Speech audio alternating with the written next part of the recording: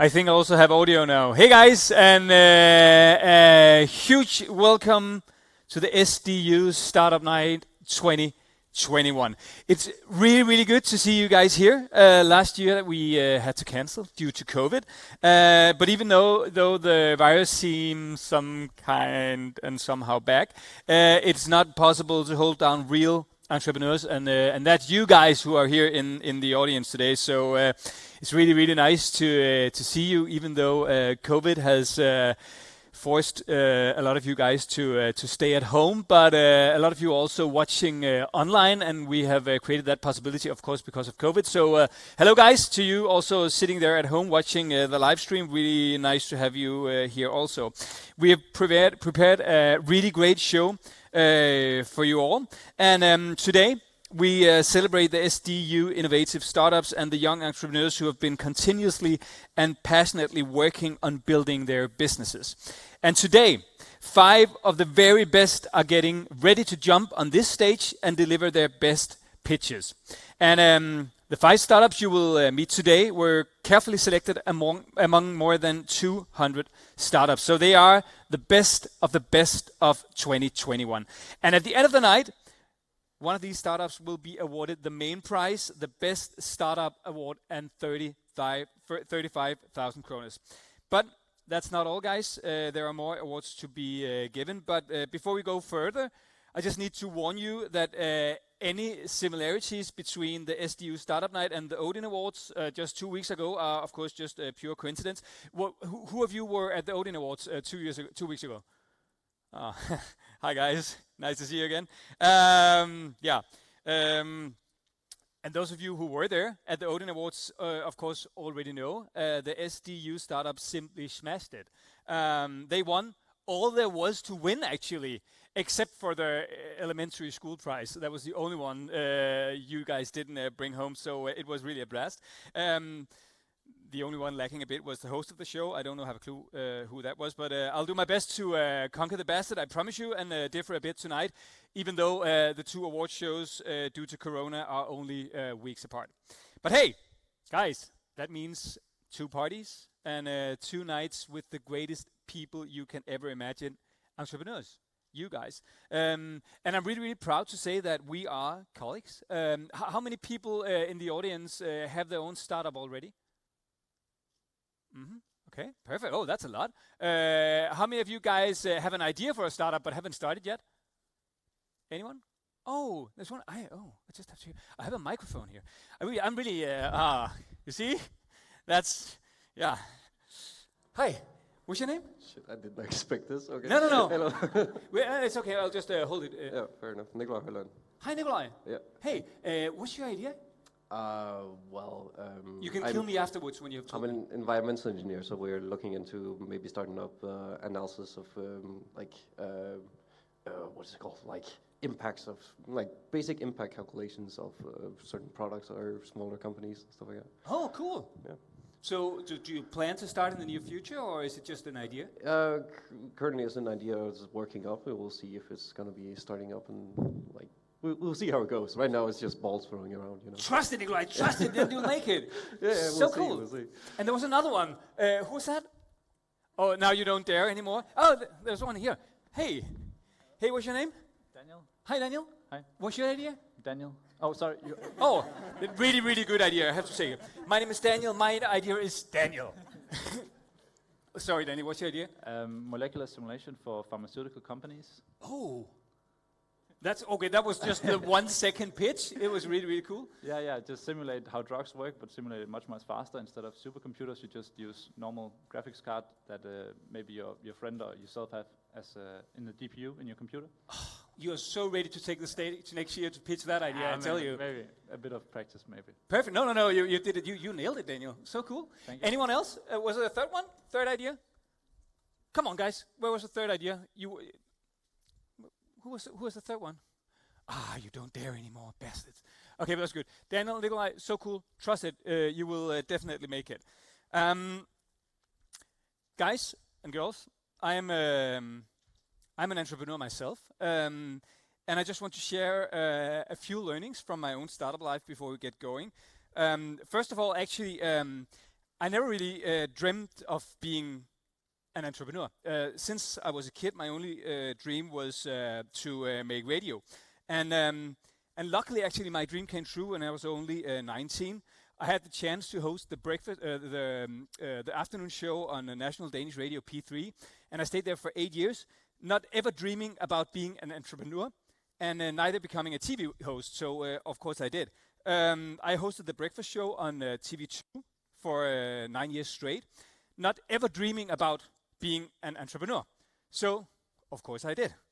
I loved my TV job, but I was really tired of getting up in the middle of the night, so I quitted my job to start all over in this basement. I started my own company, GoLittle, with a mission of making life more easy and fun for families. And today we have Mambino. It's the best meal planning, shopping and cooking app for families with doorstep delivery from Rima. And we now have more than 200,000 monthly active users in the Mambino universe. We have GoLittle Creative, producing #1 podcast for large brands like Danske Bank and Circle K. And then we launched GoLittle Play this spring, a completely new audio universe conquering traditional audiobooks and making audio for kids sound the way it should be in 2021 with lots of music and sound effects and all that jazz.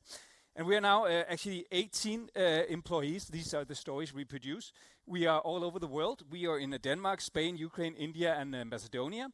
And yesterday, we reached a really big milestone for GoLittle Play. We reached more than 1,000 active and paying customers 6 months after launch.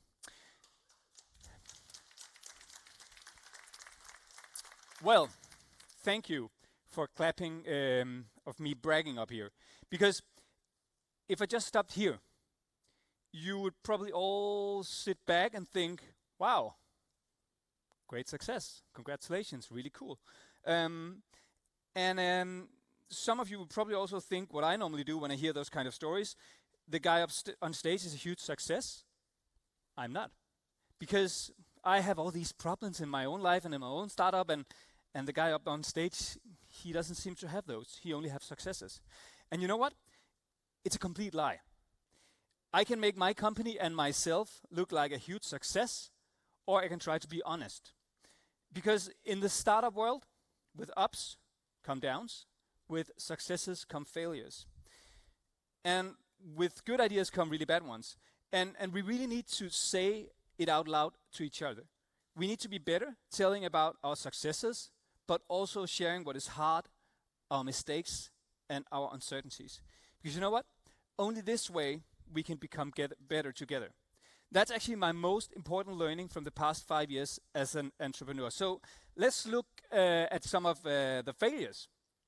Our first product, it was a spaceship of an app to create playdates for kids. We spent more than 1 million kroner building that one.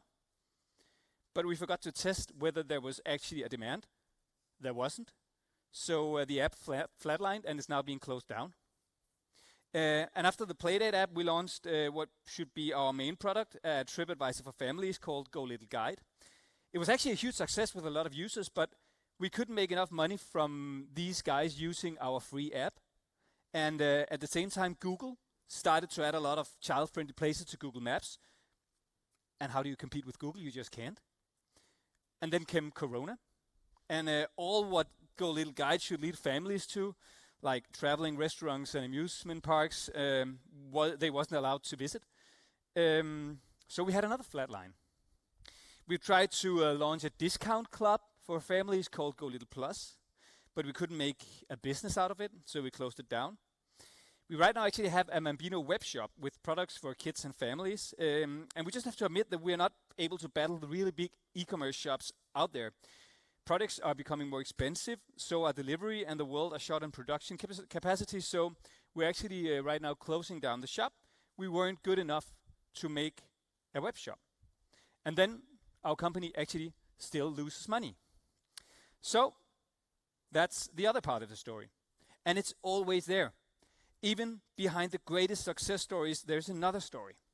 And if we don't say it out loud, we make other entrepreneurs feel bad and maybe want to give up because they're not as successful as all the other entrepreneurs.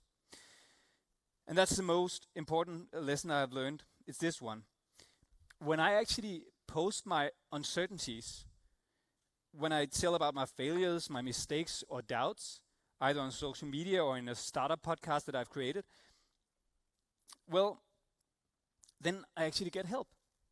Other entrepreneurs, they reach out to me with a good advice, with a valuable insight, and they're offering help to me for free. It's really, really fantastic. So just a little piece of advice. Don't feel wrong sitting in the audience listening to all these success stories up here today, because for every success story, there's also a failure. And we really need to be better talking about them. And then we need to be better to celebrate our successes. And it is actually a huge success for us that we reach the 1,000 paying customers on GoLittle Play. It's a success that we are actually here together today, and each and one of you have a success story to tell. So be proud of your successes and remember to celebrate them. And let's give all of you a big round of applause for what you do, for being honest about your failures, and to share and celebrate your great successes. Give yourself a big hand of applause.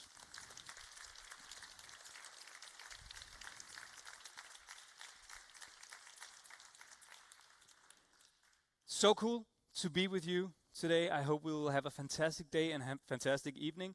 And now it's really time to get going.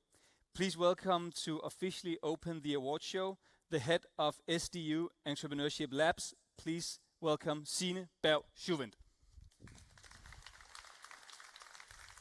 Thank you. Thank you for that, and thank you to you for coming. I'm actually very happy that we are live streaming this event as well. Initially, we decided to do that because we have invited international partners to be with us, to watch our startups perform and pitch. But as it turns out, it also works when it comes to Corona. So we have you guys here, and we have people at home in Denmark and internationally. So that's great. I have been given the honors of welcoming you to SDU Startup Night. And I thought I would do that by asking and answering the question, why SDU Startup Night? Why are we as a university hosting an award show celebrating new up-and-coming startups? Well, we do that for 3 reasons. The first reason is that the university is a great place for new innovative startups to grow. We are very proud at our hard-working students, and SDU Startup Night and other events help them get noticed by you and by the people watching online. Second reason, the university's entrepreneurial activities are not limited to the startups, the in-demand startups that you will be watching on stage tonight. At SDU, we actually help each year more than 200 startups and student teams who wants to start their own business. And this large group of students is a goldmine of creativity, ambition, and drive. And at events like this, we get to show you some of that talent. During the break, we have set up a small startup showroom, so please remember to also visit some of the students that are not pitching today. And lastly, we host events like these to increase university-industry collaboration. Every day, we and our colleagues at SDU are working on creating some of the best entrepreneurial courses for our students at all our 5 faculties, from tech to humanities, health, and so on. And in order to do that, we need to interact with our surroundings, with the established businesses, with the ecosystem of entrepreneurship, and so on.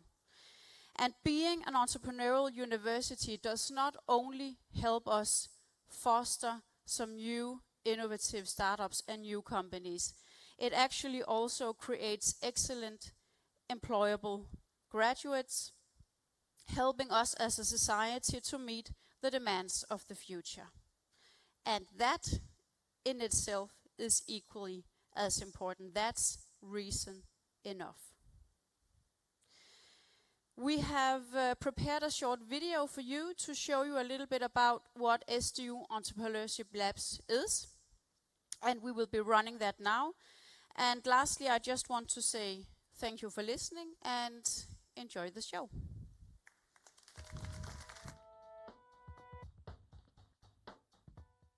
Er du studerende på Syddansk Universitet, og drømmer du om at starte din egen virksomhed, så starter drømmen i SDU Entrepreneurship Labs.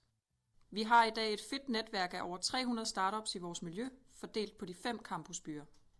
Vi er en gruppe af passionerede forretningsudviklere, som er klar til at støtte dig i udviklingen af din idé, og vi kan tilbyde et stærkt netværk af eksterne erhvervsfolk, som hjælper med at løfte din idé til en forretning i vækst. I dag vil jeg vise jer iværksættermiljøet i Odense. I Startup Station tilbyder vi adgang til kontorfaciliteter og tilbyder en professionel vejledning på din forretningsidé. I Makerspace har du mulighed for at udvikle en prototype på dit fysiske produkt. Vi har 3D-printere, laserskærer, vinylskærer og også fotostudier og andre værktøjer, som gør dit produkt klar til markedet. Goddag og velkommen til SDU Slagelse. Jeg vil tage jer med over i Startup Station, så kom med. Du har mulighed for en kontorplads, hvor du kan arbejde på din idé, ligesom du ser Hatem og Sille gøre her. Der er mødefaciliteter, som du kan bruge, hvis du skal holde et møde i forbindelse med din virksomhed. Og der er en scene til at øve oplæg, hvis du skal det i forbindelse med din virksomhed. Er du studerende i Esbjerg, kan du blive en del af Student Startup. Student Startup er et kontorfællesskab, hvor du kan få en gratis plads. Du bliver også en del af et netværk med andre studerende, som har en idé, de gerne vil forfølge. Vi gør alt, hvad vi kan for at understøtte din idé, således du kan gå fra mavefornemmelse til forretning. Desuden har vi et rigtig godt samarbejde med det lokale erhvervsliv i Esbjerg, og vi står alle sammen klar til at hjælpe dig videre med din idé, således at du kan få prøvet kræfter af med det at starte egen virksomhed. Hej, og velkommen til Parkhuset her i Kolding. Mit navn er Flemming Bæk Tøjsen, og jeg vil rigtig gerne vise jer Startup Station, så kom med herned. Her i Startup Station tilbyder vi jer en skrivebordplads, rådgivning, vejledning og masser af engagement. SDU Megalab er et værksted, som har forskellige maskiner, som understøtter jeres rejse i, hvordan vi kan give form til jeres idéer, salgsprocesser, formidling og prototyper. Hej, velkommen til Alsen. Mit navn er Ken, og jeg arbejder som forretningsudvikler i SDU Entreprenuership Labs. Og jeg vil introducere lidt til vores startup og innovationsfaciliteter, som vi har her på SDU i Sønderborg. Kom med. Innovation og entreprenørskab er en integreret del på campus. Vi samarbejder med undervisere og forskere, hvor vi forsøger at stille vores muligheder til rådighed for studerende, for undervisere, og dermed skabe en synergi mellem kurrikulære og ekstrakurrikulære aktiviteter. Det var den korte intro til vores miljø. Har du lyst til at prøve kræfter med udviklingen af din idé? Tøv ikke med at booke en af os forretningsudviklere, så vi kan hjælpe dig. Jeg glæder mig til at møde dig hernede i Startup Station. Vi ses. Yeah, looking really cool. I think we can give that a hand of applause. So cool. I really feel like going to school again. I didn't really make that. I didn't make that part. So yeah, maybe I should do it again one time. Yeah, looks so exciting. And in a few minutes, you'll be meeting this year's nominated startups. But before they are introduced, let's touch upon the categories and what they are competing for tonight. In the category, the Best Pitch Award, the winning startup will receive a prize of 10,000 kroner sponsored by Focus Advocater and Møllerens Fond. The SDG Award will be awarded to a startup with a higher impact with respect to the UN Sustainability Development Goals. The winning startup in this category will receive a prize of 15,000 kroner sponsored by Møllerens Fond. And this year, the public also has been invited to participate and help decide who will win one of the prizes tonight. And the startup, which has received the most votes from the public, will walk away with the audience award and 5,000 kroner sponsored by Focus Advocator. So there's actually a lot of money at stake here tonight. And just have to tell you that we already know actually which startup is the audience favorite. It's just too soon to let you know. Actually, I don't know it because I was really afraid of blowing it. So when Andrea said, and the winner is, I said, no, don't tell me. Because I was really afraid that I'll blow it up on stage. So actually, I don't know it. Some guys down here, they know it. And then we have the main prize of the evening, and that's the Best Startup Award. The winner will receive a huge prize of 35,000 kroners sponsored by Møllerens Fond, including a pack of 24 hours of legal consultancy by Focus Advocator. And take it for somebody who knows what he's talking about. You really need that legal consultancy. So it's a really, really cool prize, both the money and the legal consultancy. And I think we should actually ask representatives from Møllerens Fond and Focus Advocator to please stand up. Where are you guys? You are there. I think you should really give them a big hand of applause. Guys, thank you so much for supporting the local startup community. You are one of the main reasons that this is actually happening and making these awards possible. So thank you very much on behalf of everybody in here. Thank you so much. And now, let me introduce you to the very well-respected jury who will decide tonight's winners. First, we have Diana Fobian Nielsen. Please stand up, Diana. Where are you? You're here? Diana? Hey! Diana, she's really well connected. Diana joins us from Palo Alto, actually, from the Innovation Center of Denmark, ICDK in Silicon Valley. And as a senior innovation advisor, Diana is supporting Danish and Nordic tech startups with their internationalization, as well as creating partnerships between Danish and US stakeholders. And I've been there actually, and I can't recommend it enough. It's really, really, really good advice you'll get. You can get really valuable help in scaling your business to the international and the US market. So use them. That's actually one of the big advantages in having a startup in Denmark. You can get really, really, really much great help and great advice for free. And then we have Anne Mejdal. Anne, please stand up. Woo! Anne is the CEO of Visti Unlimited, a co-working space and a business partner for innovative entrepreneurs, founded by, of course, already legendary Mr. Robot, Thomas Visti. And Anne is also an expert in the media and the advertising industries. And I just have to warn you, watch out in disagreeing too loudly in Anne's jury decisions today, because Anne throws both really proper kicks and punches as an amateur Thai boxer. So just for you to know. And then we have Claus Thorup Albjerg. Welcome, Claus. Thank you for being with us. Claus is a senior relationship manager in the national tech team at Vækstfonden, and even though most people in the Danish startup ecosystem probably knows what Vækstfonden is all about, I'll just say it really is a very good place to go if you're a startup or a scale-up raising money, and I can tell it from my own perspective, because my own company, GoLittle, has actually been privileged to work with Vækstfonden and have raised a startup loan to help supporting to grow our company. So yeah, again, there are a lot of possibilities there. So if you are on the look for money, maybe a loan to get started or to scale your business, you should really talk to Vækstfonden. And actually, as a little bonus, I can also tell you that Claus is the happy owner of 224 LPs. I've actually bought one, just in case you didn't know. It's just a little quiz. This is my own, the very best of Roger Whittaker. Does anybody in the audience below 40 know what LP actually stands for? There's a prize. You can win this this record. Anybody? You asked. He was like, okay, can I do? Oh no, I'm 60. Damn it. Anybody below 40 who know what LP actually stands for? Oh, there's one down by the camera. Oh, give him a big hand of applause. You're so right. Oh, then I can't bring it home. What's your name? Anders, congratulations, Anders. This is my own personal very best of Roger Whittaker Volume 1. They are all there. Here you go, Anders. LP, it's a long play record. because it was actually a breakthrough, managing to fit 6 tracks on this very big vinyl thing instead of only one. So that's really innovation. Congratulations, Anders, and that was actually only one. It was quite funny actually. Okay, are you ready for the startup, guys? Yeah, are you ready for the startups? Yeah. Because we have 5 startups eager to come on stage tonight. This is their moment. Each team will enter the stage.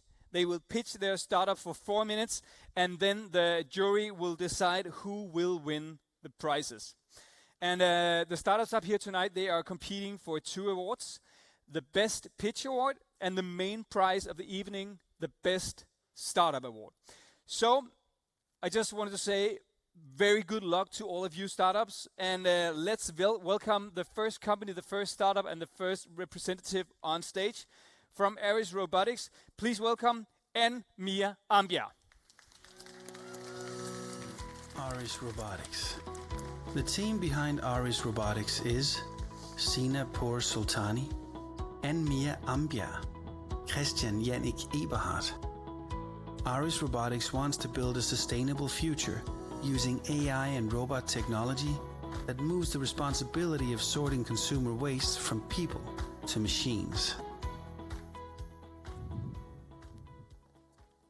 Who here has thrown their waste into the wrong bin?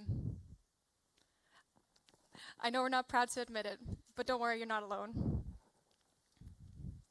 My name is Mia, and I'm co-founder of Aris Robotics, where we are rethinking recycling. Right now, sorting depends on people's knowledge and willingness. This leads to poorly sorted fractions and wasted materials. We have partnered with Miljøstyrelsen and waste facilities around the country to tackle the landfill problem. Landfill is reserved for waste that we don't know how to recycle or use in energy production. We simply put it in a big hole in the ground, cover it with dirt, and leave it for future generations to deal with. Every year in Denmark, we send 120,000 tons of waste to landfills from municipal recycling centers alone. The problem that we are tackling is that around 60% of this doesn't belong and could have been recycled or used in energy production. This means that 72,000 tons, or 3 times the weight of the Statue of Liberty worth of recyclable materials, is unnecessarily going to landfill each year, entirely due to poor sorting. But don't worry, we have a solution. We have developed an AI that can classify waste based on image classification technology, thereby shifting the responsibility of sorting waste from people to machines. We'll first be applying our software in this container-sized pre-sorting unit at municipal recycling centers, where we can reduce the amount of waste to landfill from day 1. So instead of you having to sort your waste into multiple fractions, you simply put all your waste into our container, which then uses our AI and mechanical solutions to sort it into the right fractions for you. This offers our customers the short-term value proposition of being able to renew materials, while also offering the long-term potential to be able to sort more than just landfill waste. This is because our core product is highly customizable to other linear waste streams. For this model, the municipal recycling centers will pay an initial installation fee of 1 million kroners, followed by an annual licensing fee of 500,000 kroners, which covers maintenance and software updates where we can improve the sorting efficiency of the AI from afar. The European waste recycling service market will reach a valuation of 208 billion euros by 2030, with a compound annual growth rate of 6%. A solution to pre-sorting is in high demand. Yet no one has found a better alternative than human sorting, which we've already demonstrated, and I'm sure you know from your own experience, is just not very effective. With mandates to reduce the landfill amounts in the EU by an average of 40% by 2030, we are also reaching the market at the perfect time.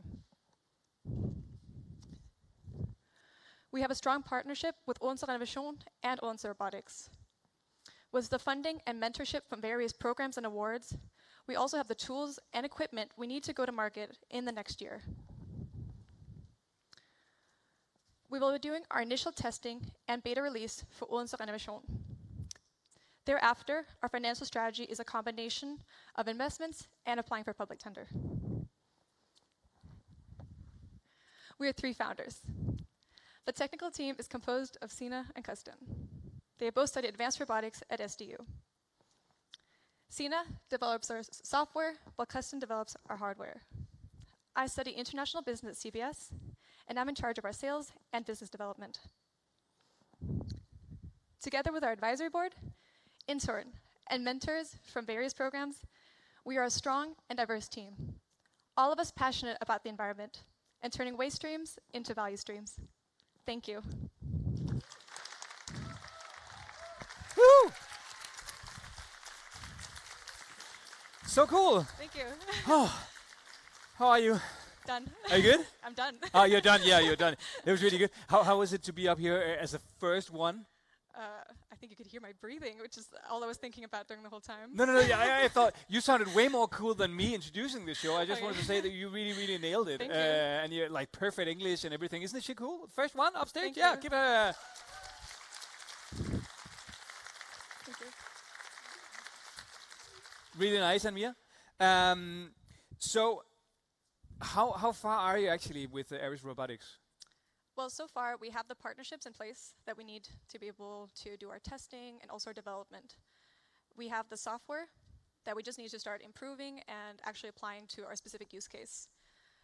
So within the next year, we're still going to be working on developing the full-scale prototype because so far we have a small one that you could have seen in the previous photo, which is our proof of concept to show that AI can actually sort waste for us. Yeah. That's This is actually the trash can. Yeah, Yeah. the trash can that sorts. And from I don't know if is that Roskilde that photo? We were at Roskilde, but this is at Tomorrow Festival. Oh, okay, cool. Because you've actually tested this product in front of a live audience, so to Yeah. speak. Please tell us a little bit about it. How did that come about? Well, we had this proof of concept just to, I think this one only sorts around, I think plastic bottles and cans and cups and so on. But we were just talking to some festivals, and they were immediately excited about having a solution to sorting their waste, because they see, especially when you're drinking a bit, no one sorts it properly. Like, it just doesn't happen. Neither do I. My wife tells me all the time. Yes, and then it was a wonderful experience. Like, not only the festivals themselves, but also the people who were attending the festivals were immediately so excited and so engaged with someone who were trying to solve a problem that they deal with on a daily basis. And did it work actually? In the festival, or were you still testing it out? Well, here we're still testing it, and also just collecting data. I mean, it's strange, but you have to take a lot of pictures of just trash. So the people at the festival were helping us collect data, which was really fun. Okay, if we look, let's say like 5 years down the line, and let's say you've reached your full potential in Aris Robotics. Right. What kind of company are you then? Well, I think that we would like to scale our AI both up and down, so that maybe you don't have to sort even in your own house would be an amazing potential. But also reinvesting a lot of our profits into R&D so that we can also solve other problems within these linear waste streams and turning them to circular waste or to circular economy. Super cool. And just here, before we leave the stage, I talked a little bit about failures and successes in the very beginning. So let's start. Do you have a biggest failure until now? You're still a very young company. What's your failure until now? I don't know if I'd call it a failure, but I think that what we're starting to learn right now is as a startup, you want to say yes to every opportunity that comes by. And there are a lot of these programs and a lot of these different people who are trying to, get innovation and paint a pretty picture of their company by supporting startups, which is awesome. But we're starting to learn right now that also sometimes you also have to start saying a little bit no and start actually doing the work. We have a lot of development to do, and that's what we're focusing on right now. That's a good decision. And what's the biggest success we should celebrate? I guess that we've already started revenue, but I think the main thing that we're proud of is having collected such a strong network of partners that are all excited and willing to help us on this journey.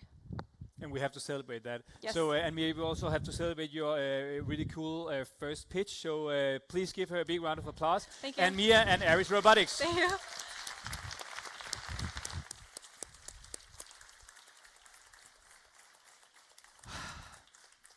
I have the deepest respect for you guys. Pitching up here is really, it sounds so easy. And when you sit at home watching Dragon's Den, it's like, I could do that much better. Trust me, you can't. All respect to you guys. Now, I think we are ready to hopefully invite the next startup up on stage and hear their hopefully amazing pitch. Please welcome from HydroSAFE, Rasmus Hyldal. HydroSAFE. The team behind HydroSAFE is Rasmus Bane Hyldal, Martin Bjerregaard Jensen.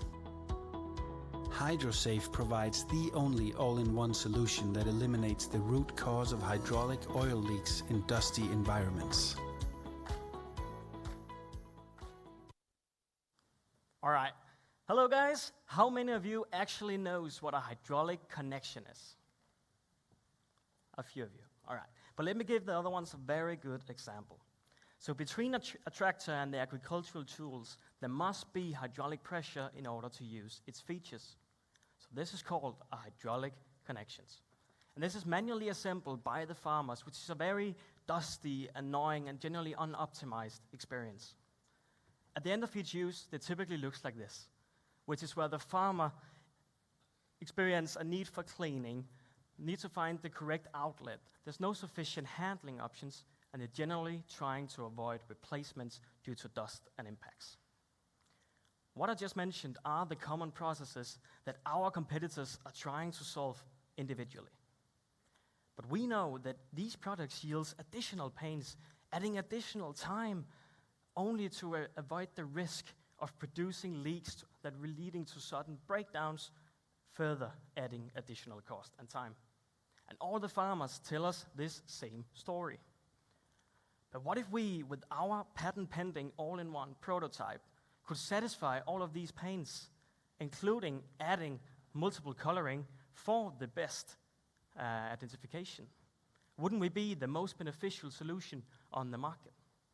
At least our current testers think so, because we provide a strong design and feel while increasing the average lifetime of components by 8 years, reducing the average handling time by 55%, which makes the product break even itself in less than 3 years and eliminates the risk of future breakdowns.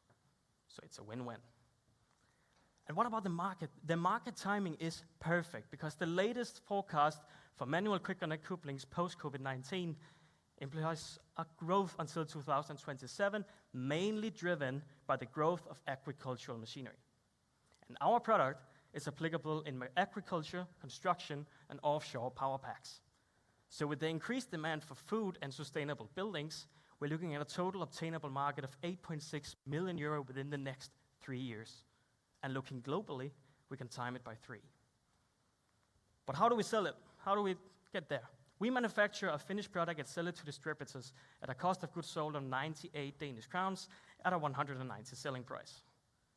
With our acquisition cost of 750 over a lifetime value of 3,800, we provide a 48% contribution margin and a 5-to-1 ratio in terms of acquiring customers. So both the market and the sales potential are pretty good. But how do we get there? What about the progress? So far, we've sold 38 prototypes while developing our design for manufacturing and being labeled investor ready by Accelerace and Danish Tech Challenge. In 2022, we aim to take the product to the agricultural distributors and develop for construction with the aim of going to the original equipment manufacturers within the next 12 months. At that point, we break even at only 5 sales per business day while being present in over 60 stores and having over 400 paying customers. But who should do that? With my competences within sales and supply chain and my partners within the technical solutions, we are ready for growth. We have 12 additional partners and mentors helping us getting to the market to make sure we aim that growth. So to sum it up, in recap, HydroSAFE is a provider of need-fulfilling innovation with a proof of business, a protected product with a proven market fit, and a great team with this resume. And we're currently looking for investors. So if you're interested, while I slow this down, please have a look on the next slide. Thank you. Woo. Thank you, Rasmus. No problem. Once again, really, really cool. So cool. I was just wondering, this is really, really a niche market. How did you come up with this idea? The whole story behind is actually not of my own making. I could thank my partner to it. That's why you are partners. Yes. We are both from the farming countryside, grown up there, but we have never had anything to do with it. But getting aware of this problem, you actually have the solution right in front of you. We need to stop this problem. So starting 4 guys kind of making the idea, how do we get this problem or this product to work? Being able to drive it as 2 guys, finding the right solution. That is how we started some years ago. Just brainstorming the idea, getting prototypes out there, and then trying to develop the solution. And when you tell about this, it seems of course obvious that this product is needed, but why haven't John Deere or Massey Ferguson or whoever, why haven't they solved this problem themselves? Because it's a limbo of responsibility. The manufacturer of the equipment and the tractor might not be the same in all cases, and people have preferences. So who should be the one to make sure that the other ones gain the benefit? People are trying to benefit us most in some of the areas that we are into as well, creating handles and colors and all that. They are not very reliable, and they are very easily, as also the paints, they're overlooked because it's not really dealing with all the problems that is out there. So that is why we create this all-in-one solution as the only ones and patented it.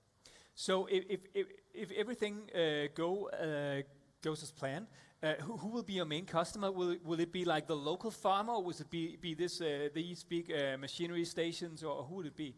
We tested during the summer from big to small kind of farms to see what are the reactions, how change ready are there, and how would they deal with adapting these kind of sustainability innovations. And the bigger farms are very much keen on applying this technology. So in the end, we want to be original equipment manufacturers because that is where we can scale. So everything up to that point is about getting us ready, creating enough traction, and proving ourselves to be ready to become the original equipment manufacturer.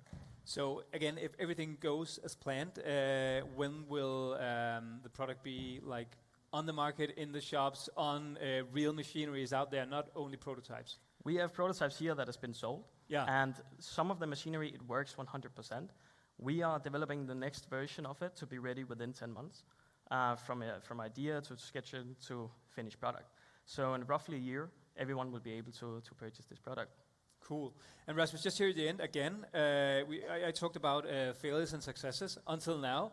Do you have any failures you want to share? Of course, there are always failures to share. We have created 40 prototypes, different designs to be able to test. For us, 3D print has been the major part of it. So if you don't succeed the first time and you are on site with a customer who says, we need to try again, don't feel let down. Just get back on it and try again. It will happen sometime that it actually works and you will be the happiest guy in the room. 40 prototypes, that's cool. And what's the greatest success that we need to celebrate? We had our first sales, and that was probably one of the best feelings, hearing that someone is actually satisfied. We want to buy more. Do you have all the things set so we can purchase it right away? We can start using it. That feeling of creating the value for someone who can see it, and you actually have to gain that much acknowledgement for the product that he move forward straight away after just a week or 2 of uses. That's the best success. The first sale, that's so cool. Give him a big round of applause from HydroSAFE, Rasmus. Thank you.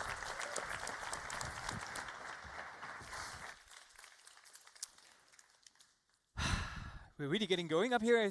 Really good products. And now let's invite the next startup on stage and hear their, hopefully again, amazing pitch. Please welcome the team from Mewalii, Simone Vestergaard and Frederikke Dahl. Woo! Mewalii. The team behind Mewalii is Frederikke Dahl, Simone Vestergaard. Mewalii makes the most sustainable sanitary pads on the market without plastic, cotton, or chemicals.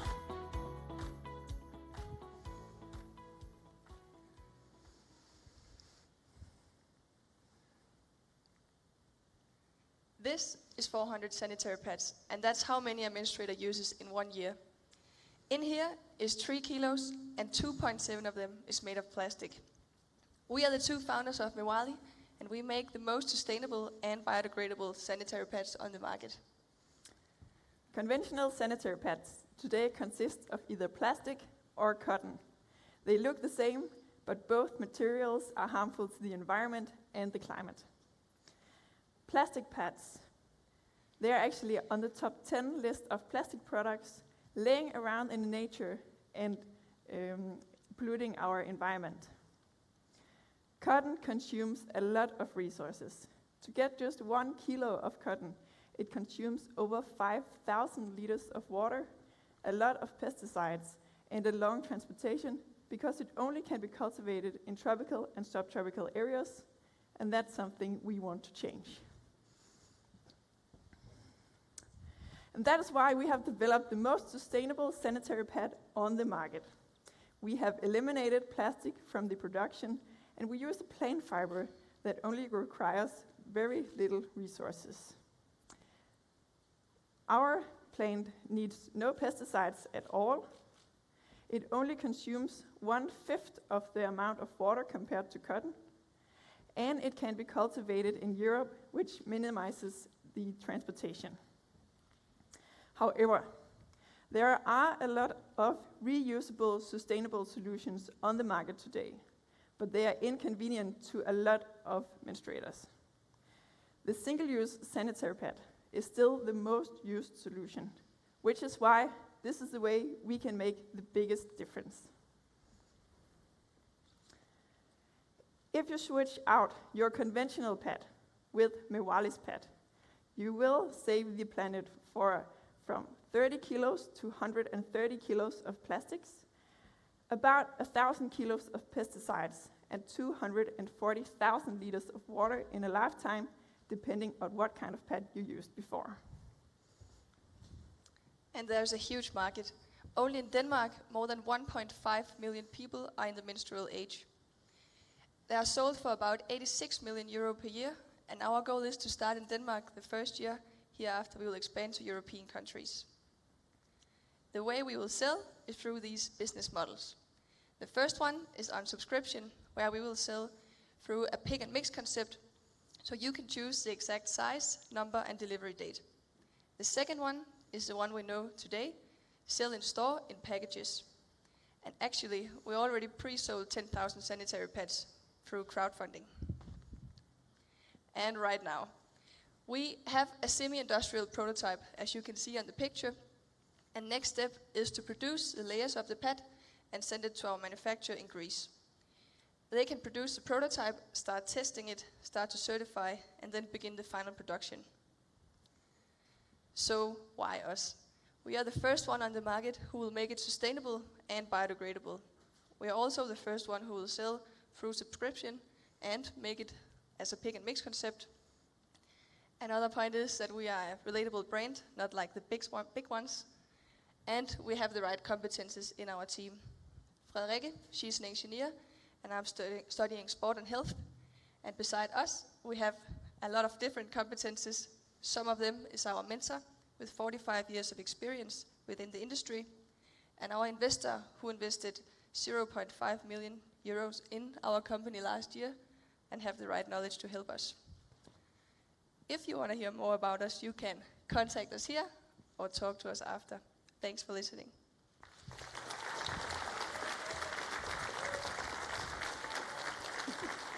Thank you, guys. Thank you. And actually, you won the Odin Concept Award a few weeks ago, and now you're nominated once again. Really cool. So congratulations on that.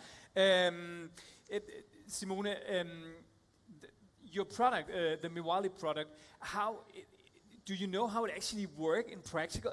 Does it absorb the same way? Because it's cool that it's like environmentally friendly and sustainable and all that, but it needs to work in practice. Do you know anything about how it actually absorbs? I think I'll send it to the product. Oh, sorry. The engineer. Yeah, of course. Yeah, we tested when we tested all kinds of fibers. We tested also for absorbency because it's the most important thing. If your product is sustainable but cannot function, nobody buys it. So it absorbs the same way as cotton or the plastic products. And how far actually, you showed us the timeline. So when will I be, and I'll put that to you, Simone. Yeah. When will it be possible for me to go on Mewalii.com or Mewalii.dk and buy the sanitary pads online? Our goal is that that we can sell it in summertime next year. But like you talked about failure before, we hope that we could sell it in this summer. So that's our biggest failure. we think that we could do the whole thing at the half time. So Yeah, and that's how it is. It takes way more time, and it costs a lot more money. You've actually already succeeded in raising money, Frederikke. Who have you raised all this money for? €500,000, that's a lot. Yeah. Well, we got an investor, but besides that, we have also got a lot of soft funding. We won the Sustainable Entrepreneurship Prize of Denmark 2021. That's quite a lot of money. And then I guess we just have a very interesting concept that some investors contacted us about and wanted to invest. Really cool. And of course, Simone, it's a huge market out there. And of course, somebody has to do something about this, and you are doing it. But why aren't they doing it themselves? They are so big, all these Unilever brands and all those, they are so big that they can crush you anytime with this size you have now. Why don't they do it themselves? yeah, that's a good question. I don't know why actually, but the whole industry it's men, everyone who is doing it. And right now, I think we are one of the first women in this industry. So maybe that's why that they are not thinking about it right now, but I'm not sure. But also sustainability is not that cheap, and they want to. This is very big companies, and there's a lot of money. And if they can save even 3 euro, then they will do it. But you cannot do that in sustainability. 3 years. I don't know how to pronounce it either. So, but everything, you really have a good story also. I think you should meet Frederikke, who will be here later to talk about Roccamore, because she's really good at storytelling, and you really have a good story to tell also. So thank you so much for your pitch, and please give them a big round of applause, Frederikke and Simone from Mewalii. And let's invite another startup up on stage and hear another amazing pitch. Please welcome from Naust Robotics, Balayas Mayeti. Naust Robotics. The team behind Naust Robotics is Antonio Gonzalez, Gifri Vidal, Balaj Mayeti. Naust Robotics drastically increases yield in agriculture with the help of a completely autonomous drone-in-a-box platform.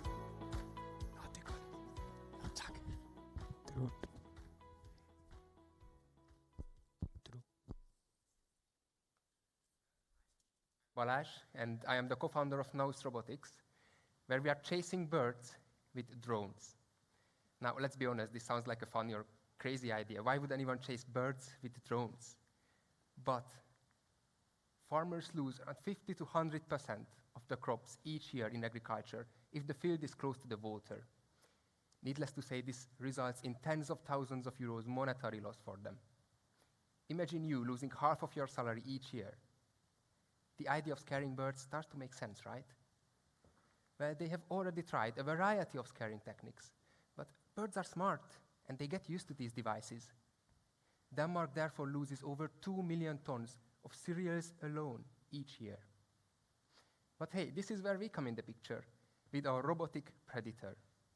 It's a completely autonomous drone platform, specifically designed for agriculture and bird scaring.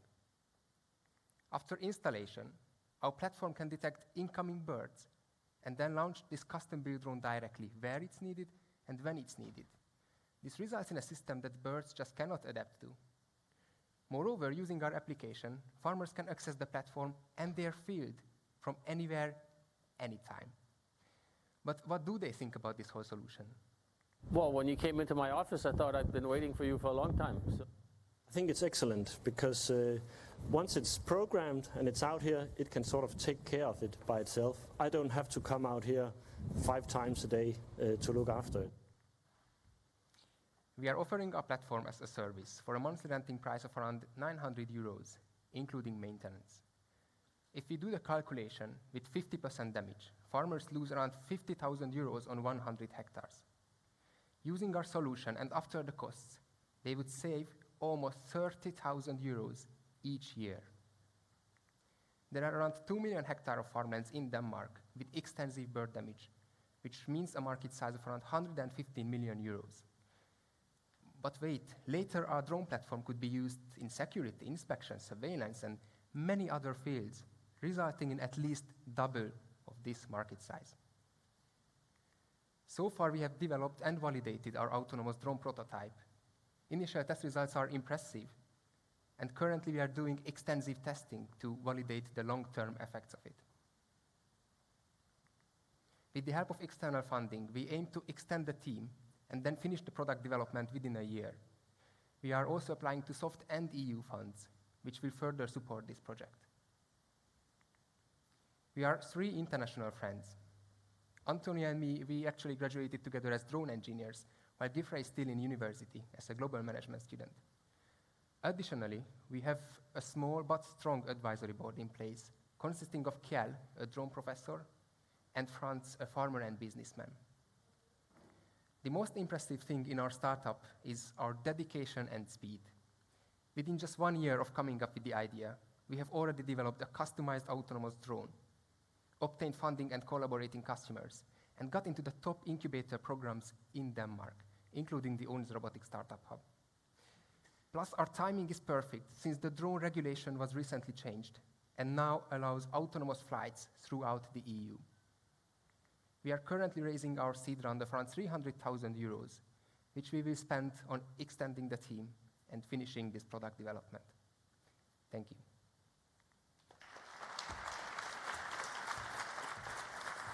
Thank you, Balas. Again, you're really killing it up here. I really think really amazing products. And I have to ask you the same question as I did with Rasmus. How did you come up with this idea? It's actually from my father, I would say. We have fruit trees in Hungary, and we experienced this damage with birds. And I studied as a drone engineer, so every time during summer he used to mock me that, you are a drone engineer, why don't we just use a drone to scare them away?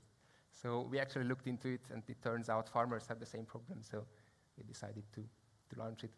Really cool. It reminds me a little bit about this company called Intelligent Marking, who does these soccer fields and stuff where they paint them with robots. Yeah. This is just used to scare off birds. How does it actually work? Like, are there like sensors in the field, or will the drone stand there and look out in the field, or how does it actually find the birds? Yes, we are looking into 2 options. One is with a camera on top of the platform, monitoring the skies, and using image processing algorithms, we can detect the flocks. It's working more or less, but might be a better approach is sound, based on sound. We have a proposed collaboration from Bird Alert, who is already doing a device like this, and we could integrate our solution with theirs, which would be fantastic. And why will you rent this product instead of selling it? Because this damage occurs for 3-4 months, so there are critical periods for each type of plantations. Fruit trees have it summer, winter wheat has it during winter, and therefore farmers only have to rent it for these 3 months when it's critical, and this way we can rotate one platform among the plantations. So it's beneficial for both of us. So what will it take? You showed us also the timeline, and in Q3 2020 or 2022, you will hopefully be ready to go to market. What will it take to get there? Like technically, how far are you with the solution technically? Yeah. So this 2022 is ready with the product, and then there comes a challenge with the legislation, because the drone will fly autonomously, so no one is going to watch it, and no one wants to follow it from the sky. So we have to develop certain amount of safety features, algorithms, and hardware. And then we estimate to be ready around 23 for the market. That's the challenging part, yeah. Have you thought about like like animal organizations and stuff like that? Think, well, you're killing all the birds now; they cannot have anything to eat anymore. Yes, we are actually thinking about contacting the Danish Bird Protection Agency. Ours, I think, is one of the most humane methods that we have so far, and it's actually working. And what we are trying to do is force them back to the water or to grass fields where they can find food for themselves, so they won't just eat down the crops that are useful for us. It sounded really cool. I can really imagine it's like incoming birds, incoming birds. Sounds okay. So let's just touch upon. I have done the same thing with all the other guys. So you, of course, developed through a lot of times till now. Probably a lot of failures, a lot of successes. What's been the biggest failure so far? I think might not be a real failure, but in the beginning we were too focused on the hardware development. We are engineers, so we thought we will develop a hardware and there will be a business for it. We were lucky because there is actually a market need for it, but it could have gone really sideways. And the greatest success? Greatest success, I would celebrate our team, I think, because we are super dedicated and they are super hardworking, and I'm just honored to be there. So definitely the team. And it's also really cool. So when you have the product up working, and you should have your little fan web shop, I really think you should sell the T-shirt also, like a merchandise thing. Build, crash, repeat. It should be in the web shop also. Yeah. So you have a little side project also. Bayaz, thank you so much for again an amazing pitch, and good luck in the competition. Yes. So give him a big round of applause from Naust Robotics. Bayaz. And now, let's invite the last startup on stage and hear the last pitch of the day. Please welcome from Hydrovertic, Aris and Rudy. Hydrovertic. The team behind Hydrovertic is Iris Messen, Rudy Gazelle, Jacob Copeland, Oscar Askerbeck-Pazulbekov. Hydrovertic develops industrial systems for vertical farming that can be directly implemented in existing buildings and greenhouses, making it easy and affordable to grow sustainably.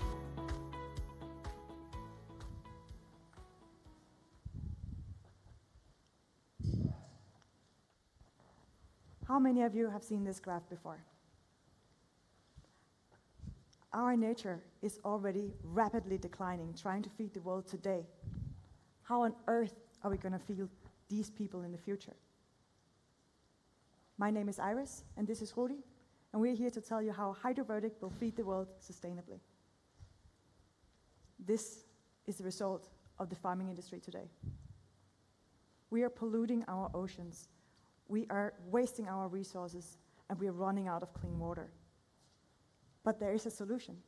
If we start growing in closed systems, we can eliminate pesticides, use 99% less water, and grow 12 times more efficiently. But until now, this technology has been too inefficient and require new, expensive supply chains, as is both seen in small systems used in restaurants and supermarkets, and in larger systems for building super farms such as Nordic Harvest on Zealand. So there have been no medium-sized systems that can utilize the existing supply chains, and no system robust enough so it can be directly implemented without expensive automation and expensive supply chains. Therefore, we have created the Hydrovertic system, a system that is designed to eliminate the barriers of the agriculture industry, and that is robust enough that it could be directly implemented by focusing on implementation strategy and cost effectiveness. We are left with a module that can be directly implemented and grow vertically indoors without further implementation. So, Rudi, how are we going to capitalize on this? Thank you. So our long-term strategy is to focus on leasing agreements with an advance payment of 105,000 Danish kroner and a 4,000 Danish kroner of monthly payment, which will cover maintenance and software. But in order to build a liquidity in the beginning, we will go for a direct sales approach. Until now, the production cost of one module of 5 layers is currently at around 200,000 Danish kroner. The total addressable market, or total European addressable market, is currently sitting at 55 or 54 billion Danish kroner in 2020 and having a huge annual growth rate of 22%. Our beachhead market consists of 43 Danish gardeners, in which we are already collaborating with 3 of them. But besides gardeners, we've also talked with farmers, and we've seen a significant willingness for them to improve harvesting and growing methods. So together with investors from Akaya, we aim to pursue this bigger market. But before we can start making sales and save the oceans, we need to polish off our technology. So the next 6 months from December and onwards, we'll be using for raising much more money, developing our customer base and product development. And that leads to January, where we begin a co-creation project together with one of our customers, and that will lead until June, where we will gather enough data to have a sellable product already 2 months after. So we already have a product, strong connections to suppliers and the market, and we have the competencies in software, hardware, business development, and sales to make this product work. And with that, we also have an advisory board consists of Jan Berfel, the former CEO of Alumeco, helping us and strengthening us our supply chain. Microgreens Denmark, helping us and advising us on crops and seeds. And SDU Rio, helping us on business development. So what we need now is further funding to finish our development, and we're thus looking for an early investor to help us on this journey. So thank you for today.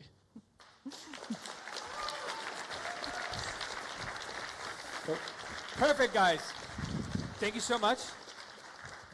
Again, really interesting product. Can you tell us a little bit about how the product actually works? I don't know who of you, Aris or Rudy? Well, both of us, we know our technology. Of course you do. See, I made a little mistake before, asking the wrong person about the technology. I just wanted to let you choose yourself. It's okay. So our hardware guy is actually down in the audience. But we can make a quick. Let us know if we say anything wrong, right? We can invite those guys up also. Do you want to participate? I think we can explain how it works. Okay. How does it work? Well, it's really similar to when you grow something, like when you grow what's it called, kasse in Danish. Mm-hmm. So you basically have a medium where you water your plants. So it's using water technology to do it.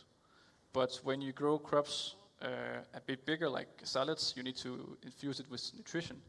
And there's a lot of variables you need to make them balanced. So there's a lot of CO2, humidity, and temperature of the room. Is a great factors in growing plants efficiently and sustainably. So these are the factors that we're working with, both in the hardware, but we also need to make the environment suitable for growing these crops. That's also one of the reasons why we are aiming for the gardeners, because they have these conditions and set and check. So it's kind of like an automated system, Aris? Yes, exactly. Yeah. It's like, to simplify it, it's just a water that will loop on the roots, so it will be constantly nutrients and get water. And then it gets, instead of light from the sun, it will get from LEDs instead. And you showed these pictures of the very big vertical systems that are already out there. How do your product differ from the products already in the market? By being semi-automatic. So instead of having these huge scissor lifts that you have to use, and you need to have clean chambers where you will get totally sprayed down before you go into it, it will work directly in the greenhouses, in the day-to-day life of the gardener. And Rudy, of course, there is a really big problem. You showed us the hockey stick graph. Unfortunately, it's not the revenue in one of our companies. It's the world population. How do you come up with this problem to solve? Well, it's. I think that was actually a lot my thing, to be honest. But still, it's like cleaning the oceans. It's such a big deal. So we were looking into how can we make a big impact. So we were all going around with these very big, ambitious ideas. We have to make an impact. We have to do something, and we kind of met each other around that. So I was working on trying to clean up the oceans, and then I met these guys who were working on trying to stop the oceans from being polluted in the first place. And then it grew from being something from a B2C product to a B2B product, so we could have an even bigger impact. Cool. And we also have touched a little bit upon your failures and successes until now. Yeah. Rudy, have you made any mistakes, or has it just been all successes? It's been a lot of mistakes or a lot of malfunctions in the system, because there's so many variables we need to be in check, and the system is fairly small compared to what you see out there in greenhouses. But it's still big enough that it can be in our apartment, so we need to rent a place, and we can't really be there 24/7. So we've had some water leakage going on at electronics and some sparkles and so on. So a lot of failures in the product, but after these have been fixed, it's already all of this has been going up. So it's failures which led to successes. So the greatest success, Aris? Sorry? So what's the greatest success until now? I will say that was getting our first yes from a customer.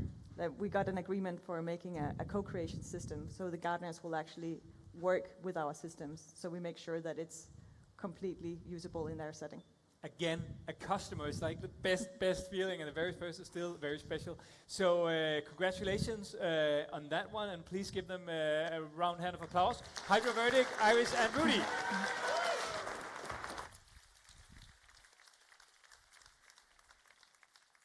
So that was the last of the 5 fantastic teams and startups. Thank you very much, guys. Really, really good, all of you. We now have Aris Robotics making waste sorting. We have HydroSAFE taking care of hydraulics for farmers. We have Mewalii making sustainable sanitary pads. We have Naust Robotics creating bird control for farmers. And then we have Hydrovertic making vertical farming possible. So best of luck to all of the teams. And now the jury will meet to discuss and decide on the winners. And in a short minute, we will have a 10-minute break. And during the break, you can visit the demo corner where the founders will be showcasing their exciting startups. But there are more startups than the startups you've seen here on stage. So you just have to follow these arrows, which are in the floor over there. And then you can meet other startups from the incubator. And if you have any suggestions or useful contacts to share, please leave those in the suggestion boxes in there. And just now, to ensure that you are already that you are all here back to get started on time, I have brought a little pedagogical tool in form of a song, because you all know how hard it can be to get students to attend classes in time. And as we only have a 10-minute break, we don't really have time to spend the academical 15 minutes to get back to our seats. So when you hear this song starts playing, it's about time to get back to your seats, because when the song is finished, we will start again here on stage. But of course, you should be involved in deciding which song it should be. There are 2 songs to choose from, each in its own way emphasizing today's theme on conquering the world, creating awesome businesses. So you can choose to get back from break either with Queen, We Are the Champions, or Justin Timberlake, Just Can't Stop This Feeling. So let's just do a little democratic vote. Who will get back from break with a feeling of We Are the Champions? Let me see your hands. Yes. And who want to get back with I Can't Stop This Feeling? Oh, damn, that was a hard one. I think it might be... Okay, let's do one again. We Are the Champions. Who's that? Yes, Can't Stop This Feeling.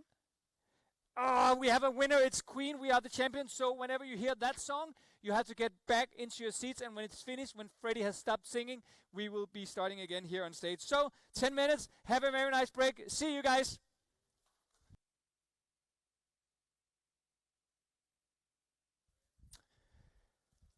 Okay, guys. Woo! Welcome back. We almost succeeded in getting you in here on time. Almost. Maybe 30 seconds over. We need the last ones gathering with us. Take your seats. Folks, bring your beers, your coffee. I don't actually know. But please take a seat. It's really good seeing that you are talking to maybe potential customers, investors, partners. I don't know. It's really nice. So welcome back, everybody. Also welcome back online to the second part of the SDU Startup Night. The SDU Entrepreneurship Labs started in 2016, and there are already many successful stories about companies who started right here and are now viable, growing businesses. And just to show you all what your hard work, your great ideas, and sometimes sleepless nights can lead to, I think we should meet 2 of those startups. You might already have heard about Ethan Eckles, who joined the Under 30 Europe Forbes list as one of the founders of the scale-up Unicontrol. And maybe you've also tried the rocking chairs of Timbernest. Let's watch a little video from these 2 exciting exit teams, Unicontrol and Timbernest.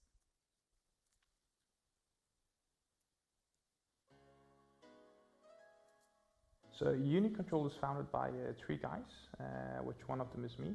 Casper, after the first time I met him, he invited me over to his place, and Spigney was also there, and then they actually put the whole system on a small toy excavator, which showed me every aspect of it, which I didn't know anything of. What we do at Unicontrol is we make 3D machine controls for the construction sector, and we put sensors on the excavator, combine it with satellites, and based on that you can have the drawings inside your tablet. So that way the operator, based on his tablet, knows exactly where to dig, what are the angles and how deep he has to go. And he can also where the cables and sewers are. He can see that, and at the same time he can document what he is doing. What it results in is that he can actually work up to 30% faster and save up to 30% of the resource used. So there's less need for a surveyor to come and document, or a man standing outside of the machine and telling him to go 10 centimeters deeper. He can just use our system for that. We went out and talked with contractors, with smaller ones, bigger ones, and medium sized, so we got all information from all of these guys. And then they came with quite good feedback, and that's how our system was built. We invited them over to Casper's place, and we had lent a excavator, and then we had a very small demo system installed on that. And then we showcased that, but what happened in there is that we already was ready with the contract, so when they signed that, we let them know, okay, you can get the system for 50% of the price, but then you also have to pay 25% now, and then the last 25% when all these functionalities were done. So that way we actually had paying customer before we even started the company. We started our global expansion, so to say, in the start of 2021. We have entered over 12 international markets, and we are looking to a few new markets this year. So now we are over 30 people. We actually got an external CEO, and proud of creating such a company together with my colleagues. And then this Forbes list came. I said, wow, that would be amazing to be on that list right before you're 30. And when you are there, it's an amazing feeling that you actually get recognized. I mean, I didn't choose entrepreneurial life, it chose me.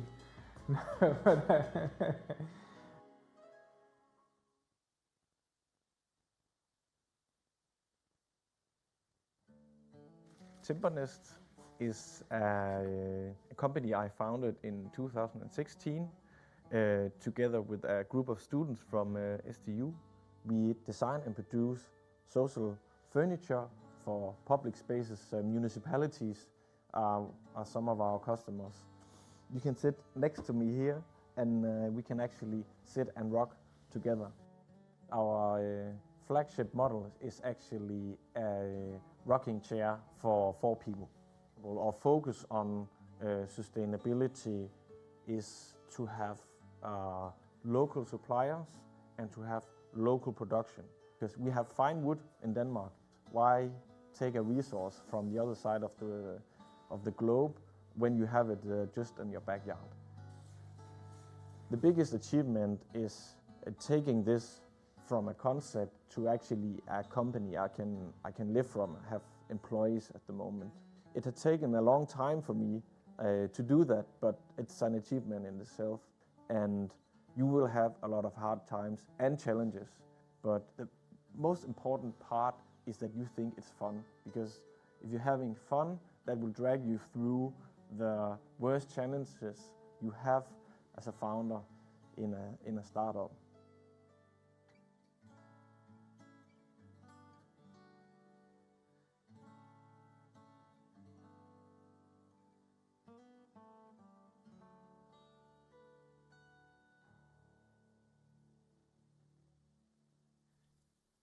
Yeah. So, this is where it can all end. Exciting. And now it's time for our keynote speaker. After years in the Italian fashion industry, she moved back to Copenhagen to start her own label of high heels. She really knows her why. She's an expert in storytelling, and she believes in being who you are actually makes you stronger. Today, she's the founder and the creative director of the success brand Roccamore, a brand that intends to become the preferred everyday shoe for the modern women and at the same time aims to disrupt the retail industry.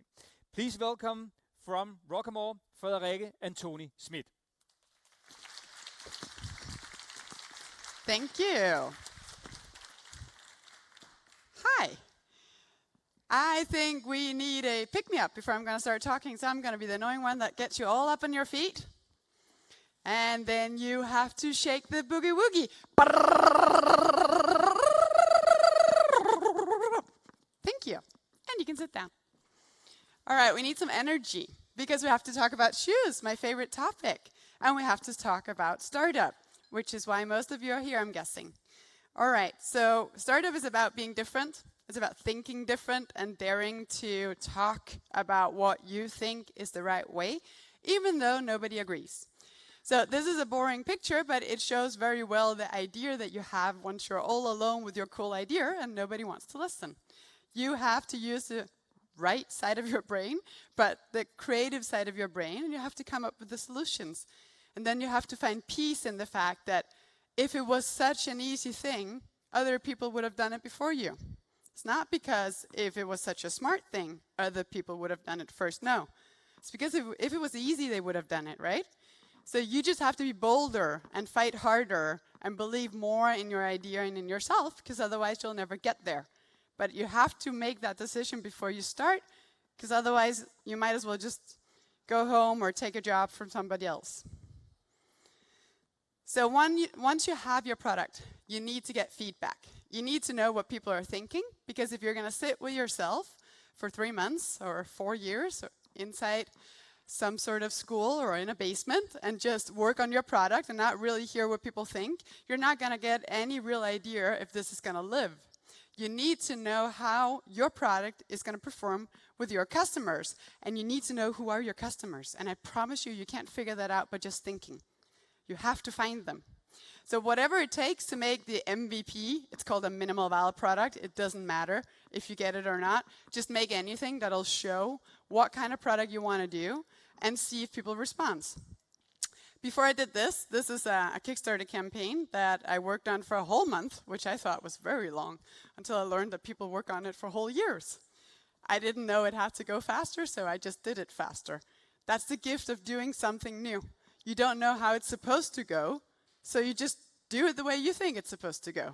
And it works. But before I did that, I made a very, very illegal web shop, which I'm not suggesting you to do, but it worked. I took a lot of pictures and I manipulated them in Photoshop so they looked like the shoes I was going to make. Then I uploaded them to a site and then I put a price on it. And then I tried to sell them, and if people then bought them, I said, "Oh, I'm so sorry, it's out of stock. Sign off here and I'll let you know when it comes back." Just to see what people would click on. Just to see if the red sells, the blue sells, like, do they even care? And sure, you're not allowed. But it gave me kind of a nice feeling if I could build on this. There's a million ways to test what you do without having the actual product. Just hustle your way there. And don't ever admit it afterwards. Okay? Or maybe do it on a stage. So I found my crowd on Kickstarter. I set off to be a Kickstarter company, a Kickstarter brand, vested in the US, because that was the only place you could do a Kickstarter campaign.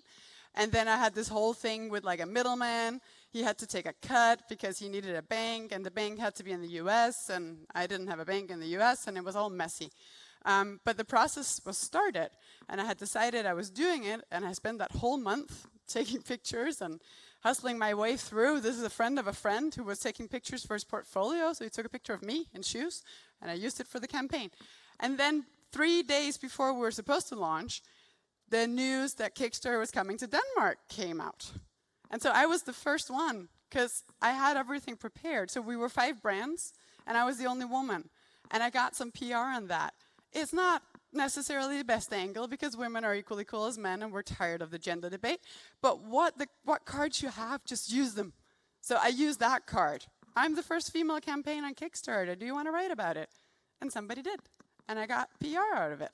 So just find your platform, test your product, and use all the cards that you have. If you don't use them, other people will. So then I got 330,000 kroners, which was more than what I asked for.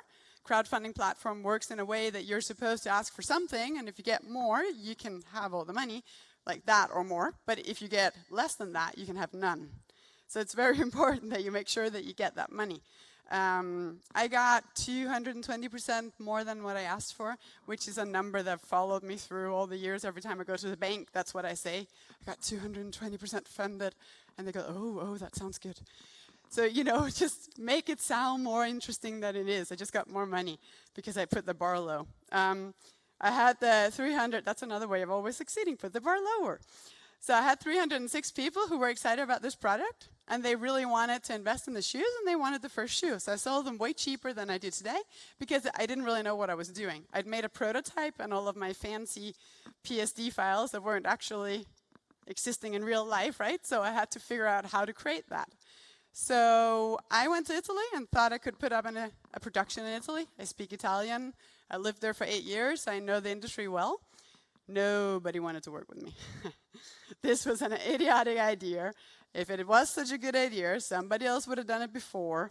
If it was such a good business, somebody else would have done it before. Who do you think you are? Where's the guy in all of this? Who looks at the numbers? How are you imagining this from 5 years? What's the business plan? Who's the bank? What's happening? Nobody wanted to work with me. All right, so I came back home, and then I figured out there's these embassy things, and you can talk to them, and they'll give you feedback. Then people think it was a strategic decision. It wasn't. It was very simple. The embassy in Rome wanted 1,300 kronas per hour to help me, and the one in Madrid was free. So I went to Madrid. And so I went to talk to them. How do you set up a production? I've heard Spain is good at this, Portugal as well. Like, can you help me out? Is there something here we can do? And so they put out an ad for me. They found me 3 let's say, agents that had to do with factories, and then I tried all of them, and that didn't work, and then I tried some others, and that didn't work, and then I decided I had to be there. So a friend of mine has a sister who does clothing, and she produces in Spain. So she went to produce, and she asked a cab driver, where do you make shoes in Spain? He said, in the south. Then I Googled it, and I figured out there's something called Elche next to something called Alicante, where you can actually do shoes. So I took a plane, and I slept on that couch, and it's 150 or something, and I'm 180 almost, so that was a fun experience for almost 2 weeks, while I drove around Spain trying to find a factory, because I'd heard that was possible. I didn't speak Spanish, I spoke Italian. I thought it was kind of the same thing. It's not at all the same thing.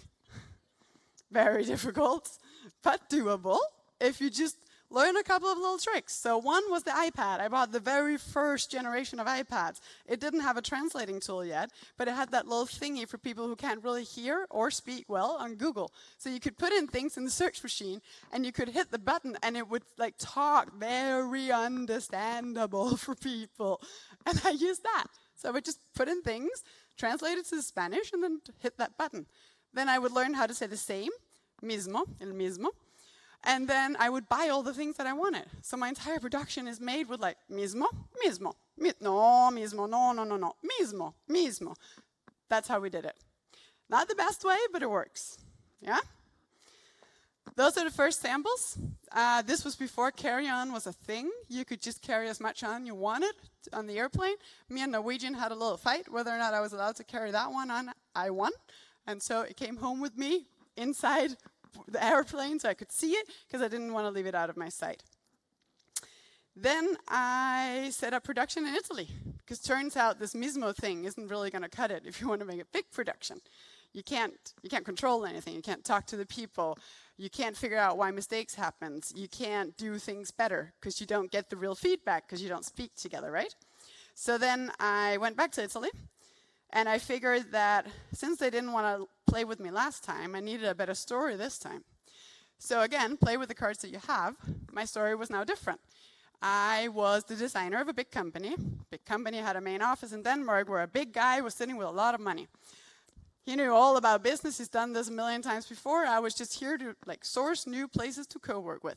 I had a huge production in Spain, also a little bit in Portugal, just for fun. And I was going to move all of it to Italy because I preferred the country, because I spoke the language, but I really needed a collabing partner who understood the vision. Now that meant that I needed to test people. So I had found 5 or 6 factories that I wanted to collab with. I'd given them all a quantity of shoes to produce, and whoever did it better, I would choose. Yeah? Then I found one factory, the only ones who were willing to take a meeting with me. And I gave them all the shoes I had with this speech. It was 300 pairs. I didn't have anything else, and I didn't have any more money. They made the 300 pairs, and it worked. Then I gave them a little more, and a little more, and a little more, and we're still working together today, and I'm their biggest customer. But I didn't tell them this story until a year ago, and he told me to never say it again. Again, hustle. Just get your way through. Just figure out how you're going to make it work and just make it work. The worst thing that can happen is people say no or call you out because you weren't allowed to do it, and then you'll apologize and go the other way. Hustle. All right, so include your customers. This is important because there's no way to know what you're doing if you don't get feedback. And I'm saying it several times because it takes a while to understand the power of this. And that's because we're all proud people. Most of us a little bit scared of people we don't know, especially now in these times. So you really have to just find your courage, find your inner strength and your confidence, and don't matter and don't think about the perfection that you don't have or the product that's not finished or all the things you could do better if you had more time or more money or whatever. It doesn't matter. Just get it out there. I used to run a network, and we would have a lot of events. And all of those events would be in big co-working spaces. So now I called up the co-working spaces, and I booked them for new events, except I had no money, and I was going to sell shit that I wasn't allowed to. And then I just apologized after. A lot of those co-working spaces aren't too happy with me today, but it kind of worked again. So it's just, I made an event. I invited people. I showed my shoes. I asked them to try them. I asked them about colors. I figured out what they thought about the comfort, what else they would like. I tried to sell them. And then when they came in and told me I really couldn't, I apologized. And then I moved on to a new co-working space. I did that for a year. So I had 3 to 4 events a week, every week, for a year. If startup isn't your thing, if this isn't something that gets you excited, just go get a job with somebody else. Because it takes hard work and it takes persistence, and you are the only one who thinks that this is a good idea. So you really, really have to believe it. Because otherwise the people who show up, they're not going to support this. Aw, you're good. You're very good. I really do like your shoes. Nobody's going to tell you that. So you have to be the one who's like, this is the awesomest product I've ever made. And you have to tell me what you think about it. So I did that for a year. And I didn't plan for it, but somehow I built a community. Because I was honest and authentic, and because I was talking about all my big issues and everything I was scared about and everything I didn't know, I built relationships with people. Then I'm really good at making people feel seen. I'm really good at small talking, which Danes aren't. So if you'll just figure out a couple of small information about people and you can connect them, then everybody wants to talk to new people, but they're scared of making the first step. So if you're the one to say, oh, you got a SDU. Oh, I met this guy over here who lives in Odense, and maybe you guys come in the same circles. And then you just leave. Because the cool thing about starting conversations is that if you leave, they're forced to speak together. I do it in my stores too, and it works perfectly. So just figure out how you can create value for the people who are part of your startup experience. In my case, I figured out that the women coming, they really wanted to build relations with the other women, but they didn't know how. So if I could do that, I could create a second value for them. So one is about the shoe, the other is that they came out of there with a social value. Today there's a group, a Facebook group with 6,000 women that do nothing else than talk about shoes, meet up for shoe dinners, we call them shoe lovers dinner, and they auction off pairs that are limited, that you can't get anymore. It's a community. Then I use them for all my marketing. So we vote about shoes. This is a very early post on Facebook where you could vote about the color. Again, my Photoshop skills, I'm making them 2 different colors. None of them exist. Which one do you like? Tell me why. Now that I have more money, you can even win a pair if you tell me why, because I'll get more people to talk that way. We name the shoes after very cool women, because I think all women deserve to have a shoe named after her. So why not? And even better, if I can get you guys to nominate a woman that you believe should have a shoe named after her, then I'm getting a whole nice little engagement moment on my social media. Because you're going to be like, oh, it should be called Line. Because Line was always there for me when I had a hard time. And then Line comes and, oh, you're so nice. No, you're so nice. No, you're so nice. And then there's a whole conversation organically on my social media. And it's even positive. So the more you can get people inside of your brand, the more rings will spread, because then it turns out that somebody knows Line, or Line is wearing the shoes, or Line's mother, or the person who nominated Line. And it sounds small, but it's really not, because it makes a difference when it gets bigger. So it started with Kickstarter, then came community, offline events, naming shoes after people, engaging them online. Having them as, this is another customer, and that is a customer, having them as our models. I don't use models. I also don't use influencers, and I have no brand ambassadors that I've ever paid. People love the product. They wear it. I ask if I can use the pictures. That's it. Community. Then somehow a brand came out of it. Again, there wasn't like a big strategic thing. I didn't consider shitloads of things and just make a business plan around it. I have a bullshit plan, which I use when I'm in the bank. But the real plan doesn't really exist. It's kind of like when you take one step, you take one more, you figure out it's not that scary, and you do it again. So the brand thing was mostly about asking people. All these people, the three down there and the woman up there, they're all famous. And in theory, I shouldn't even be allowed to ask them anything, because I'm not famous, but they are. But in praxis, I just did, and they didn't mind. They actually got flattered, because I asked them if they wanted to help me build the brand, and they said yes. And they asked me what they could do, and I asked if they wanted to go with shoes. They thought that was fun. Like, it became a conversation, and maybe I did 300 emails before I found 3 people, but it doesn't matter, because those 3 were the best ones. So I just asked them. I didn't have a network. I didn't have experience. I don't know them. There's no, like, favors involved. I just asked them. You can ask anybody. Just be persistent. And then have fun. Apply yourself. Use yourself. I use myself in marketing. Again, people think it's so authentic. It's because I had no money. So I had no money to pay for people to be inside the videos. I was in the videos. I had no money to pay for people to have shoes on their feet. So all of the first 80 models have my feet in them on the entire web shop. 5 pictures per shoe. I had no money to do anything. So I used myself. And that was okay. But the brand isn't about me. That's why it's called Roccamore and not by Frederikke or something. Because it's not about me. It's about the community. It's about women standing strong. It's about women fighting for their space in the world. It's okay that I'm part of the beginning, but I'm not supposed to be part of the next step.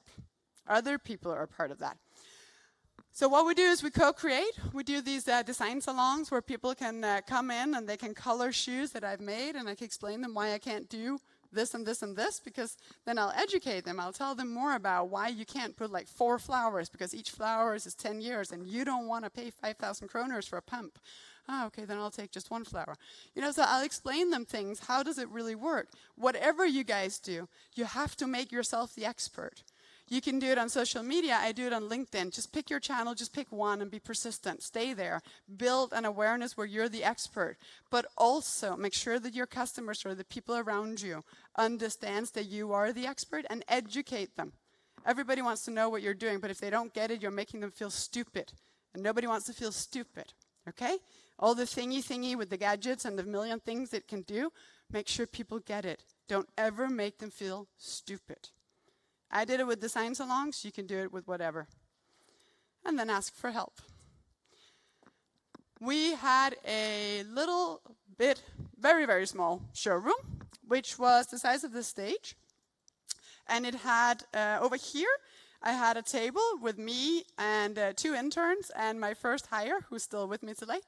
And over here, I had a little table, 2 racks, and a seat, and a mirror that would block the other people, and we called it the showroom.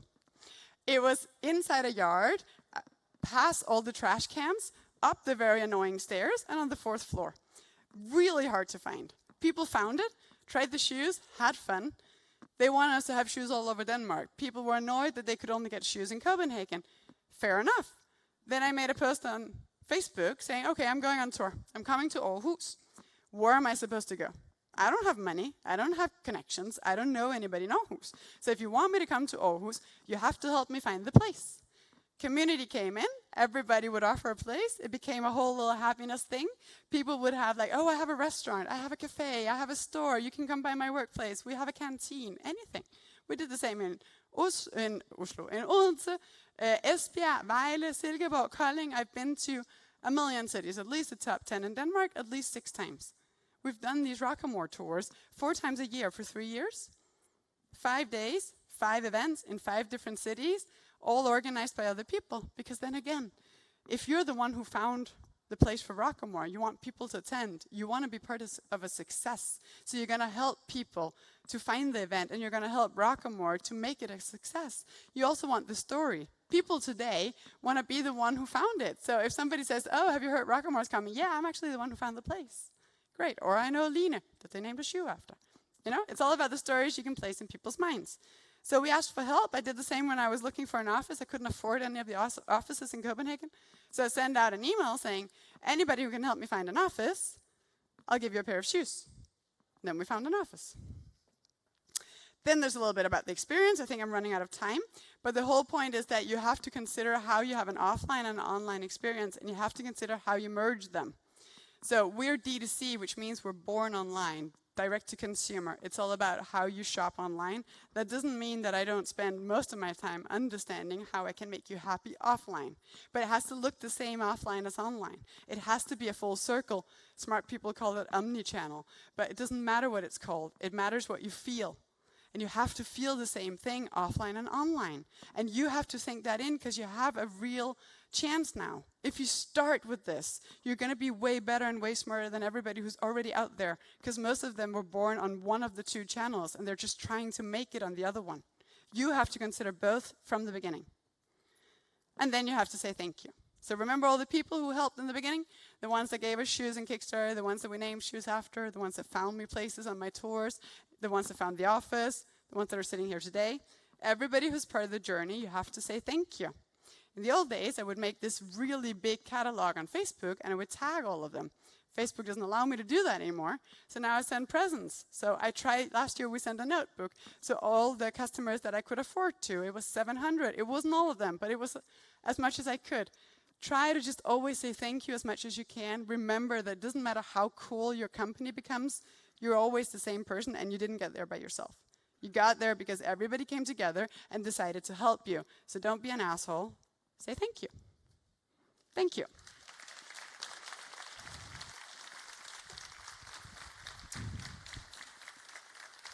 Where are you? Thank you. Thank Hi, you. Frederikke. Thank Hi. you so much. I think maybe we should. Would you prefer a seat? Maybe. Yeah, sure. Yeah. Do you want this? No. Oh, that's okay. That's going over there. Oh, really, really inspirational. Thank you you. so much. Was it cool? Yeah, really, really cool. Good. Thank you. I was wondering a lot of things with your talk, but I was thinking about these events when you go on tour.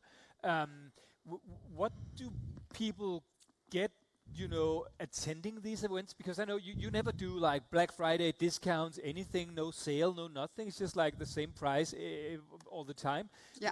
Why do they want to go to some kind of Roccamore event in Aarhus? They want to be part of the experience and they want to be part of the community if they're not already. So what's happening? Take us to an event. I'll just do this with your microphone. Sorry. So please great. take us to at the end of the show. Oh, yeah. Great. No, I first experienced it now. So what's happening at a Roccamore event? Well, so it's basically just a place where people go to drink a lot of champagne. There's always champagne in all of my stores. Now we have 4, but I used to just have 1. So champagne everywhere, and then it's really good community. So people want to meet and they want to talk, and maybe they want to meet me, maybe they don't. Maybe I'm not there. Hopefully I am, because I love these events. But there's really not much to it. It's shoes and people and champagne. So you find what is kind of like? I'm really interested because I think it's so cool that you could actually build a brand where you can go on tour, have somebody saying I have an office or an apartment or whatever it might be, and people will actually go there. So what happens at 6 o'clock? A lot of women is standing in line, knocking at an apartment door on the 3rd floor, or what? Stuff like that, yeah. We've done all of it. We've done things on the top, things at the bottom, things that was hidden, things that went wrong. We've done it everywhere, and I think we're not doing it anymore because I don't have the resources to both open stores and do tours, but I would love to do tours because they're so much fun. But we ended up, and that's the one thing you have to make sure, is that you have to control it when it's no longer fun. Because we ended up having a small place in Aarhus, which was like 50 square meters or 60. It was a gallery, and we had 250 people standing outside in the rain, annoyed that they couldn't get in. That wasn't a good experience for any of those, and I sent people up and down the queue and giving them free champagne, and it didn't matter because it was raining, and nobody wanted to be there. So you have to make sure that you have a space that's big enough, and now we do. Now we rent big spaces if we do it, but I would rather go back to the smaller intimate experience because it's more fun. But to be able to do this, you really need a strong why, and I know you're quite into the why thing. Yes. Could you please tell, for those who don't really know what is actually the why, they maybe know the word, but what is the why, and what's the why for Roccamore? So there's a guy called Simon Sinek. He was big in the 90s. He's still big in my book. But if you haven't seen the video, you really need to just find it and see it a million times. It's a TED Talk? It's a TED Talk, yeah, that's true. But the questions that he's asking that are relevant still today is, why do you get up in the morning? And why should anyone care? It's really hard to answer. First of all, why do you get up in the morning? And you can't say to go to work, and you can't say to make money. It doesn't count. Or kids, or whatever. That external. Like, why do you choose to wake up in the morning? What gets you excited? And then why should I even care about it? Because if it's something that's banalt, we say in Danish, like if it's not exciting, if it's just too normal or what everybody else does, then how do you gonna excite me? So my why is built on that. Why do I get up in the morning? Because I spent a very long time of my life feeling wrong and feeling not good enough, smart enough, pretty enough, experienced enough, whatever. And I don't think that women should feel that way, but I also don't think society is good enough at making sure that we understand that. So I'm trying to spend most of my time telling you how it is. Like, this is what I did. I have no experience doing a startup before. This is my first. I also have no experience working in business. I was a designer and a creative director in a very hierarchy country in Italy where people just do what you tell them to do without making any questions. So like teamwork and going to the bank and getting funding and figuring out how to survive, cash flow, burn, like this whole burn rate thing that I hate, like how much cash do we burn through and how much time do you have left? All of this thinking is something I learned on the go, hit running. And I think everybody can do it. You need to know why you're doing it. Because if you know why, then you can do anything. But if you don't know why, you're not going to know when you're wrong, and then you're going to give up halfway through because it's simply too hard. Because it is hard. So can you put it in one line? What's your why? Why are you doing this? To inspire women to stand strong. And Thank you. And men too. It's just because there's a lot of other guys doing it for men. So like I'm with the women first. Well, today it's okay to say it. I won't blame you. But you are also, and I think we can everybody agree in this room that you're really an expert in storytelling. But you know, the storytelling of Roccamore doesn't really do anything about the fitting of the shoes. So why is this part so important? Because I thought, well, shoes, especially women's shoes and high heel shoes, it has to do something, you know, with the fitting and the look. But why is the storytelling so important to you? I don't think you remember anything if it's not a good story. Like, there's nothing from my high school that stuck because it was just information. Yeah, another thing I'm not good at, going to school. I admire what you do here. My husband's a PhD and actually worked here for a very long time. But it's just like, I can't do that. I don't know how you do it. I always escaped. But this thing about what you remember at the end of the day is good stories because they're built on people or they're built on emotions. And that's what really matters in the world. And I know it sounds like a cliche, but when you go home at night, that's what you want to tell your wife or your kids or your friends. And so that's always what attracted me. You could teach me anything as long as you put it inside a story. And stories is what I collect. I have a million weird stories that just keep sticking with me. Is it possible? Do you think is it possible to like attach this storytelling to like all industries, all products? Because what we've also been seeing pitching up here today, like robotics and real engineer work and stuff. It's not like emotional stuff. Like shoes say, oh, it's really nice. Well, it's a drone. It's like, yeah, well, it's nice, but it does what it has to do. So can you put on the storytelling on all products? Sure you can, but you have to understand why the drone has to exist. So I saw a very cool company that's doing a drone that transport medicine to people, right? So old people can't move out of their houses. They need medicine. It's really difficult to get. There's a drone that'll get it to them. All right. So make a story about, do you know how your grandmother always battles like twice a year because she has to get her whatever medicine, like this, and it happens in 10 seconds. Storytelling is about making sure you understand the concept. And I've met enough scientists to know that that's not your strong suit. Sorry to say. But any story will support anything you do. Again, back to my husband and most of his colleagues. They will talk for hours, and I still don't get what they're doing. And I don't think that's my problem. I think that's their problem. Because they're insanely smart, or they're insanely inside of their product. I have startup friends that do the same. They have this weird gadget that nobody really cares about. But because they're not telling me why it matters to me. You have to give me the value as a person who's looking in on your product. You can't just, talk about all the cool features it has. If they don't matter to me, it won't matter and I won't remember it. So storytelling is really about making complicated information more accessible. And that's really, I think that's really exciting. That's one of the exciting part about you being here, because your product is so different from the products we've seen being pitched on stage. Yeah. But we can learn from each other. So and just an example. And then you say, well, Frederikke doesn't do anything what we do. Well, she actually does, because you actually use blockchain technology. True. Selling shoes. Yes. How does that come about? So I have these battles that are inside sustainability, and one of them is animal welfare. So there's a huge battle about vegan leather and whether you're not supposed to kill animals. And I don't eat meat, but I believe that as long as somebody ate the cow, I'm allowed to use the rest of it. It's actually good. It's good for the environment, and it's good for everything else. So what comes next is making sure that cow had a good life. I only use cows. I don't use any exotic animals. This isn't a real whatever leopard. It's a cow. It just has long hair. So like everything is based on these cows, and I wanted them to be Danish because as much as I can make anything Danish, I will. We have no production, but we have very, very cool materials. So the idea came that what if I could track it all the way through so that you could take your phone, you could scan my shoe, and you could figure out exactly which cow this material came from. And you could even see that that cow had a good life. Okay, so maybe it goes to grass like 3 times every year or every summer. Or maybe it got slaughtered down there by the local whatever, Mr. Hansen was saying Danish. But like there was a real nice life cycle that the cow had. And it had a value, and you have to respect the life it had. Somebody ate it, we used the rest. And blockchain is interesting because then I can't lie. I can't just make it up and say, ooh, this is a pretty little data point. I'll just put it in here so it looks happy. No. Because it was scanned throughout the process, and it's scanned every time it goes to grass, and it's scanned every time it comes back. And blockchain isn't edible. You can't edit it. So it's the actual truth, and that's what's exciting about it. You'll scan it, you'll see what happened, nobody can ever change it.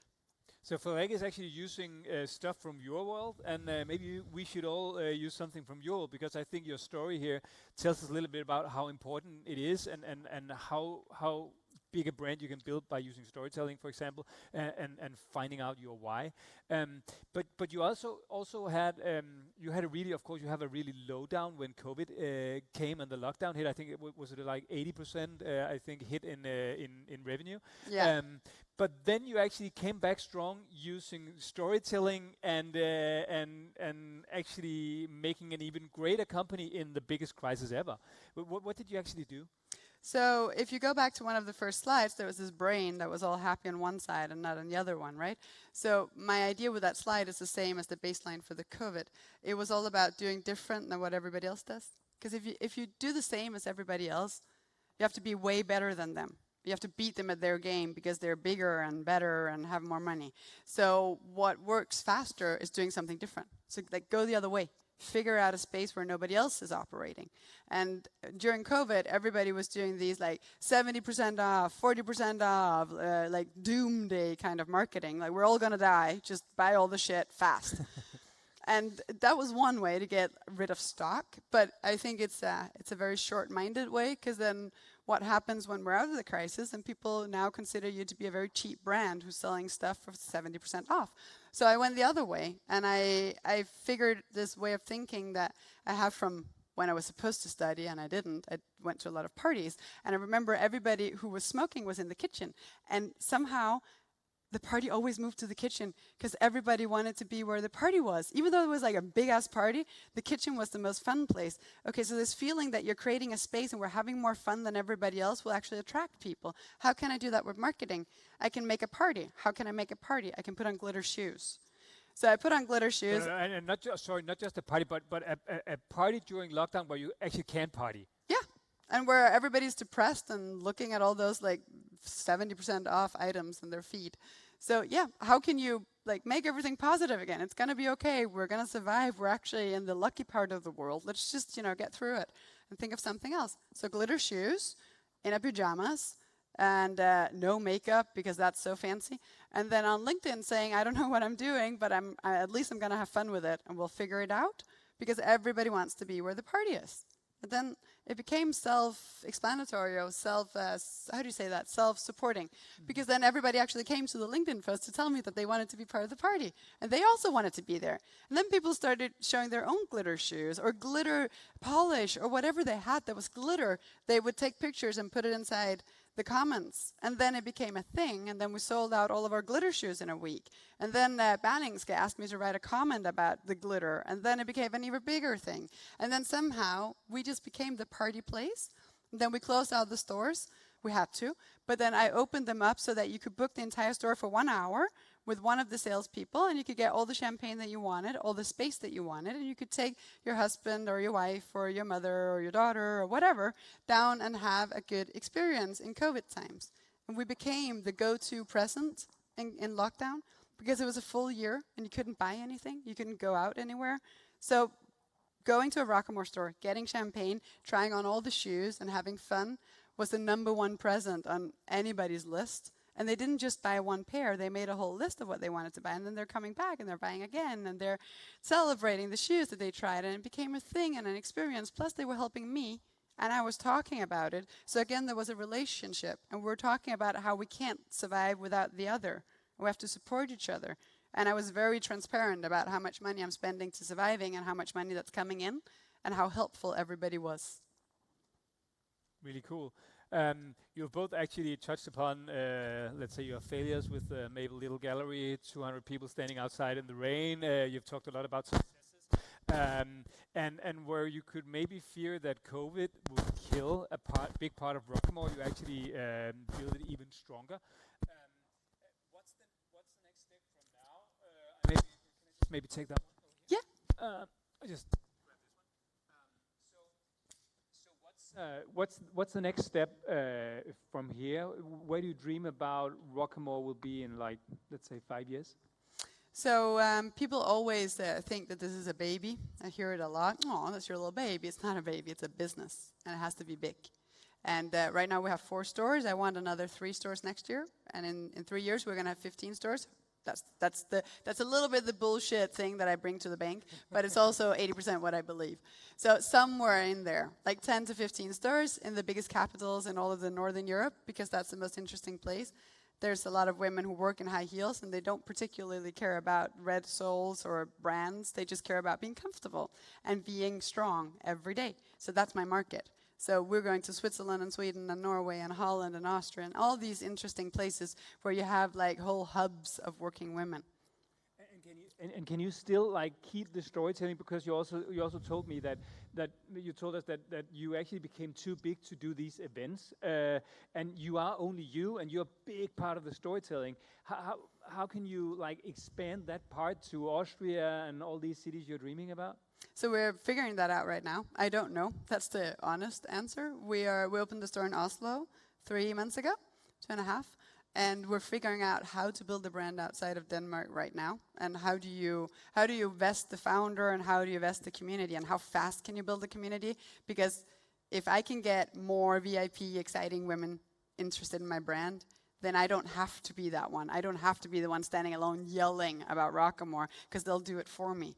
So the more I can build a community of really strong women that are inspiring other women, the more I don't have to.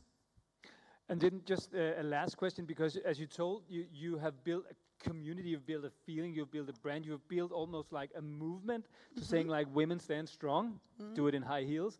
But, yes. but the Roccamore is so much more than shoes now. Will you stick to shoes, or will you expand the brand to like other parts of the fashion industry or other industries maybe? So there's several answers. One is that I believe that women stand strong in high heels because they give you a feeling of confidence. It gives you that extra 10% where you can do anything. That's the reason my shoes are the most comfortable possible, because I'm thinking the more women I can get into heels, the more can stand strong and take their space. You don't have that same result with a bag or a dress even. I think clothing is insanely unambitious because it needs a body to live. It's just hanging there and being that, and then you put it on and maybe it looks good, maybe it doesn't. But shoes, they always look good. Even if you don't wear them, if you wear them, whoever wears them, they always look good. It's a little piece of art. So for me, it's always about the shoes because they are the ones supporting women. But that being said, I'm insanely inspired by zero waste collections. So we just did keychains. So all the little thingies that you cut off from when you make the shoes, we make keychains with them. And they're very, very nice. Very good Christmas present, by the way. But like that's the next step. Then I want to do small leather goods. I want to do belts. I want to do bags. I want to do whatever I can do with the scraps from my production. But I don't want more stuff in the world. I want to use what I'm leaving. Really cool. Guys, I hope you are just as inspired as I am. Please give her a big round of applause for Frederikke and Tony Schmidt. Thank you.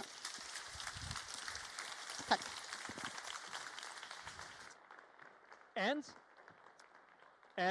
now it's time for our last break. And if you're watching us online, just stay tuned. We will be right back to announce the winners. And again, of course, to encourage you to be back in time, we have to choose a song. And again, I've chosen 2 songs to choose from. Pretty good, referring to the startup life. So we have, and also referring a bit to Frederikke, we have Elton John, I'm Still Standing. And then we have Destiny's Child, Survivor. So that's kind of like that's what we have to choose from to get back from break. So the first one, Elton John, I'm Still Standing. Who will work for that one? Yes, I think we have a winner maybe. And then Destiny's Child, Survivor, also pretty startup-like. Yeah, okay. There was a girl down there. Please. No, sorry. It would. They maybe are both a little bit girlish. I don't know. So maybe we can. Yeah. So Elton John is the one. I'm Still Standing. Perfect choice. And then after the break, we will of course see who the winners are in the startup competition. So looking very much forward to see you again in 10 minutes. Please be here when Elton stops singing. Have a nice break. Take a seat. Bring your drinks. It's really nice seeing all of you talking and networking and finding new people, discussing new ideas. I also brought a beer to the stage because I think it's really nice being here, and we need a little bit to calm down our nerves because now we're getting to the big exciting moments. So cheers, and while you'll sit, I'll just take a sip. And then it's time for the prizes to be revealed. Welcome back to the final part of the SDU Startup Night Award, and also welcome to you joining us online. I think we should jump straight into handing out a very relevant prize nowadays. We'll start up with the SDG Award. And SDG, of course, stands for the 17 Sustainable Development Goals defined by the UN, a shared blueprint for peace and prosperity for people and the planet now and into the future. And the SDG Award is different from the other awards we'll be handing out tonight. During the fall semester, a group of startups joined a special program at the SDU Entrepreneurship Labs. And the startups were chosen based on their sustainability solutions targeting the SDG. And as part of the program, actually, each team has already received 15,000 kroners from Møllerens Fund. It's really, really, really cool. And today, an additional 15,000 will be awarded also by Møllerens Fund to the startup that has progressed the most in creating a positive impact in terms of the Sustainable Development Goals. And I think we should move straight into the nominees for the SDG Award. And I think we should give them a hand of applause while they get up here on screen. Nominee number one is Cici.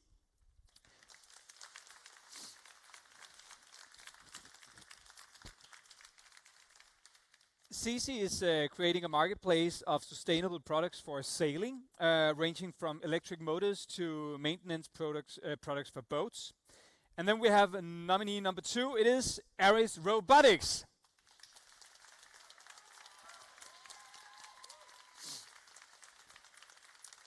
And there's almost no need to introduce you guys. You are nominated for the SDG Award because of your intelligent sorting system to reduce the waste that ends up in landfills, as you told us about later, early on. And then we have nominee number three, which is Rotoy.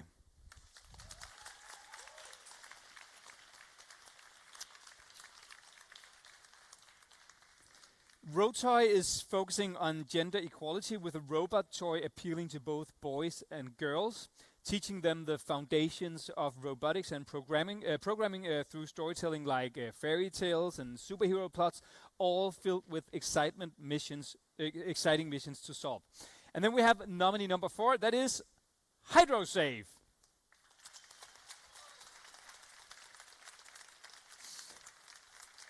Another startup running for the main awards tonight that has also been nominated for the SDG award. And the HydroSAFE solution minimizes, as you heard earlier on, hydraulic oil leaks in dusty environments, preventing both oil waste and the waste generated by mechanical repairs. And to introduce the winner of both the honor and the additional prize of 15,000 kroners, please welcome from Vækstfonden, Claus. Come on stage, Claus Asbjerg.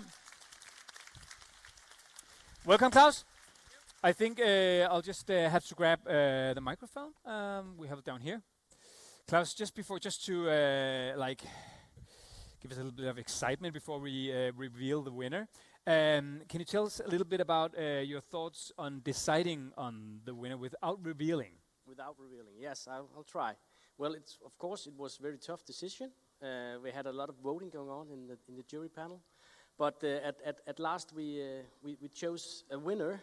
Not to say that all of you are not a winner, because you are, but this one stood out, and we had a motivation, which is the following. There's a very high potential globally. There's a great SDG impact capability. There's a big realization of an important pain. So the winner is Aris Robotics. Woohoo! Aris Robotics! Let's see you guys on stage. Come up, guys. Give them a big round of applause while they walk up here. And Mia, welcome. Come on, guys, the entire team. Congratulations. Come up here. Oh! And guys, this is the official check. Please go to the bank and see if they will withdraw that one. Congratulations! Hey!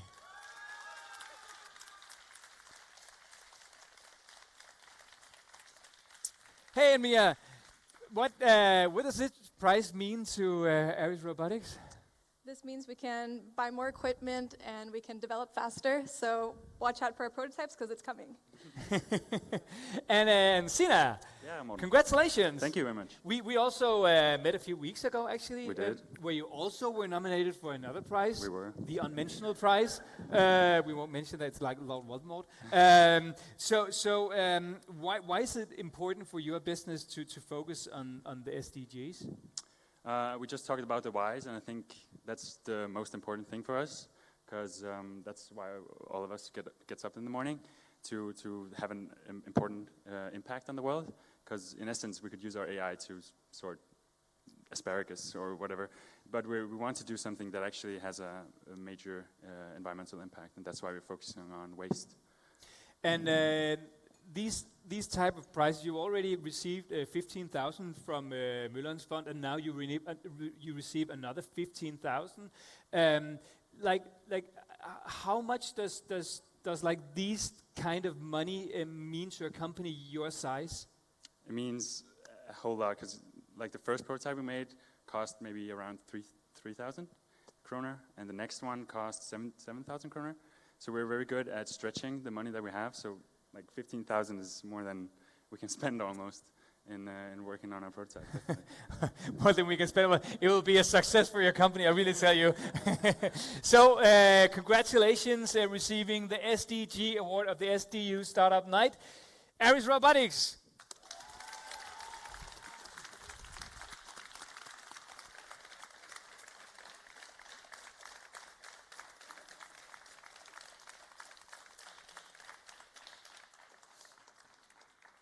Oh, congratulations, guys.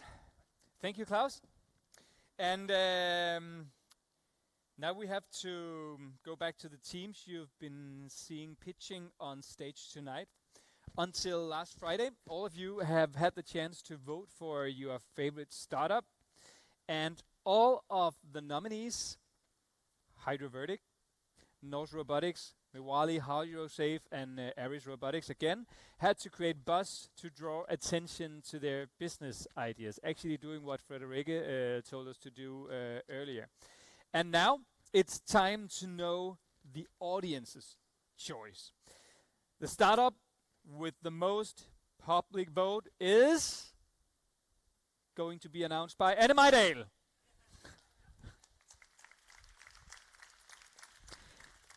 And also, please welcome from Focus Advocator to hand over the 5,000 kroners to the audience award winner, Tanja Christensen.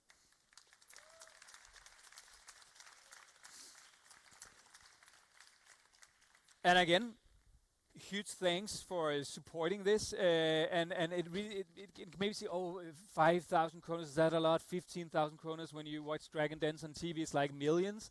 It's like, it actually means the world to the startups winning these prizes because they can actually maybe do another prototype, develop new ideas and actually make their company succeed. So thank you very much, Focus Advocator and Møllerens Fund for your big support.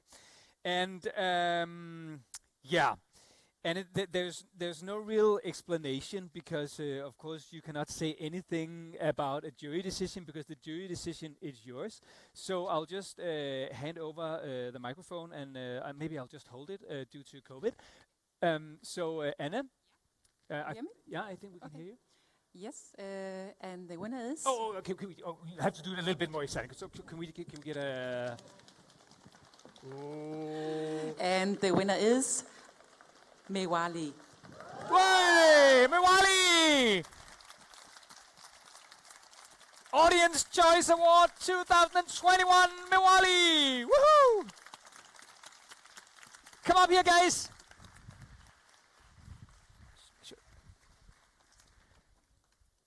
Congratulations! Hey!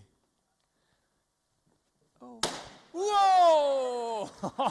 Oh.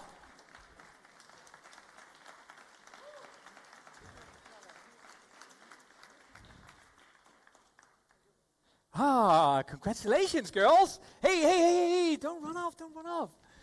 Congratulations. Thank you. And you're also nice with, you have like all these golden thing in your hair. Thanks. Audience award, how do you feel about that? That's nice. Yeah. We really tried to make some noise about it, so it's nice that it happened. Yeah, what did you actually do? Because, you know, it was your job to make this buzz, having people to vote for you. Yeah, well, we sent it out on Facebook, LinkedIn, Instagram, and to all of our backers who already bought 10,000 pads. So a lot of people. Yeah, and you actually succeed. So, Simone, what will you use these 5,000 kroners for? Production. Everything is going to production right now. So, like Sine said before, everything is nice for us at this stage. So that's perfect. Do you? I was actually wondering because you showed us this pad up on your keynote earlier on, and you also have it on your website. Do you actually have like a working product, maybe in small scale, or hasn't it? Have you done the Frederikke way, like doing it in Photoshop? No, we haven't done it that way yet. That was nice. But what was the question you said? Do you actually have a working prototype? Do you actually have a product that works, or will it? Or do you have the fibers, and then you will have to have a product actually produced? Frederikke, do you want to? Well, we do have a working prototype, but just to make one sheet of the pad, it needs 3 tons of fibers and a very big machine that costs 60,000 euros to rent for 3 days. So it's very expensive to make. And now you have 5,000 to reach the 60,000 euros. Well, you have to win some more prizes, get some more backers, but you're getting there. Congratulations with the audience awards, Mewalii. Oh, sorry. Thank you, Annie.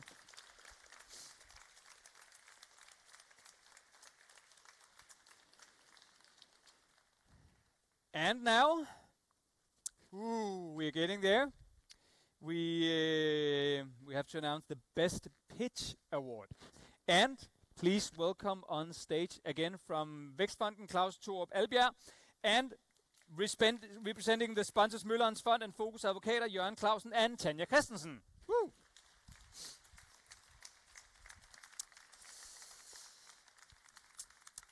Claus, this is it is one of the finest disciplines in being an entrepreneur. It's the pitching. So how was it watching these 5 teams pitch? It was very interesting. Can you hear me? Yeah. It was very interesting. I think it was a very high level of pitching. I see a lot of pitching events across the year, but this was really a high level, high skilled, so impressive. And once again, before we reveal the winner, Klaus, what have you discussed in the jury? What was important for you when seeing these pitches? Well, it was important that you were capable of entering the pitch, entering the scene and owning the scene, and making a clear and loud announcement of what your solution and how you would do it. So we found some motivation as well for this one, for how we showed them. What shows the winner. As I said before, it was a loud and clear voice. It was a very catchy presentation, and that's important as well to catch the audience interest.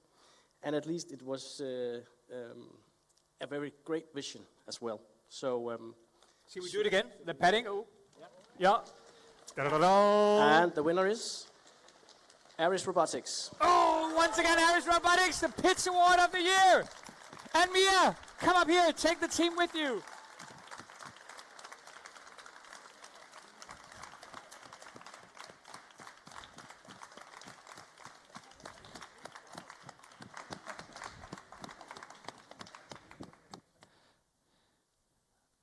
I have to move now. Watch your hearts. Say cheese. Woo!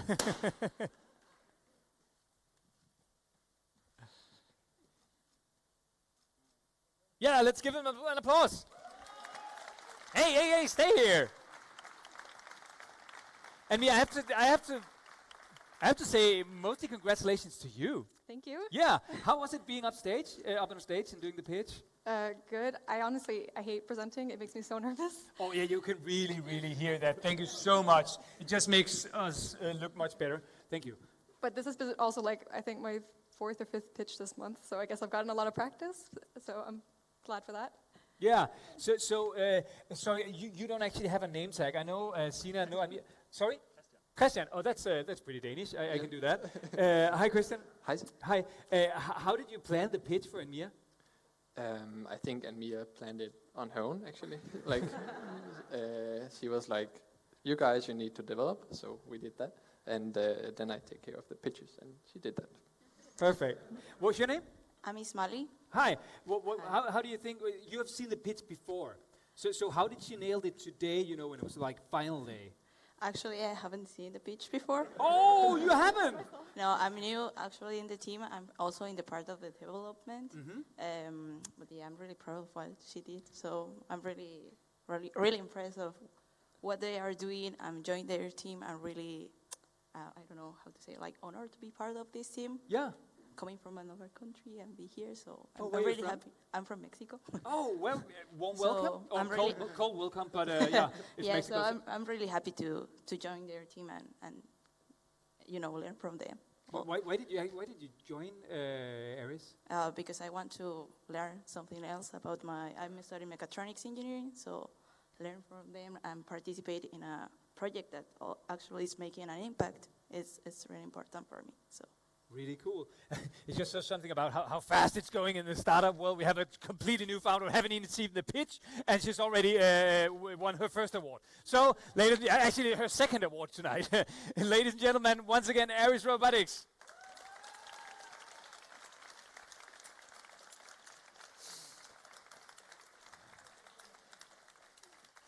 Tanya and Jørgen, I don't think you should go that far away.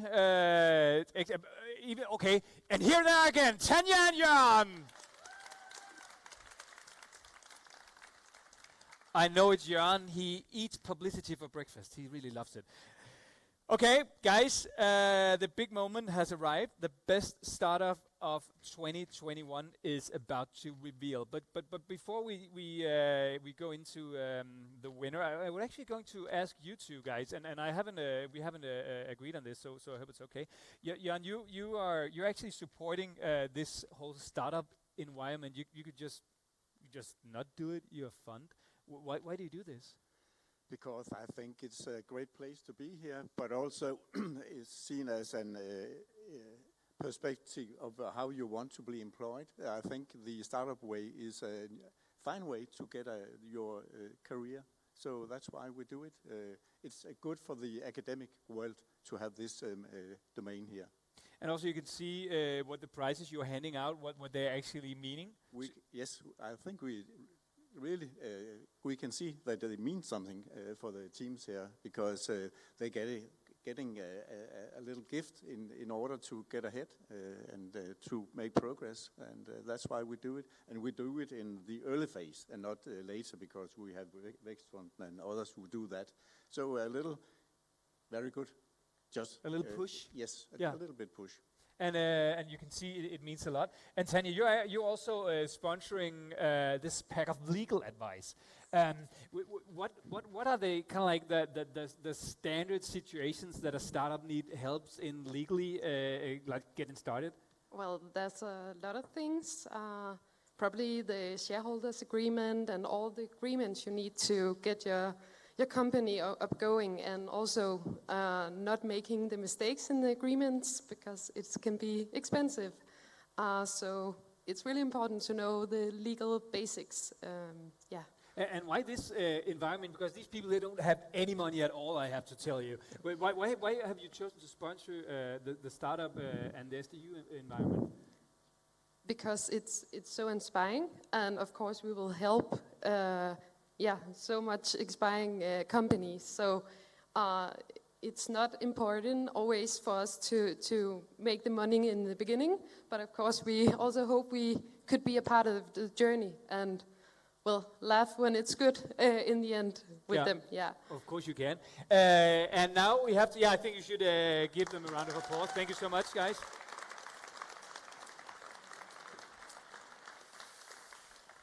And to announce the winner, please also welcome on stage Diana Fabian Nielsen, straight out of Silicon Valley. So welcome, Diana. Oh, thank you, Morten. Thank you. I'll just hold it.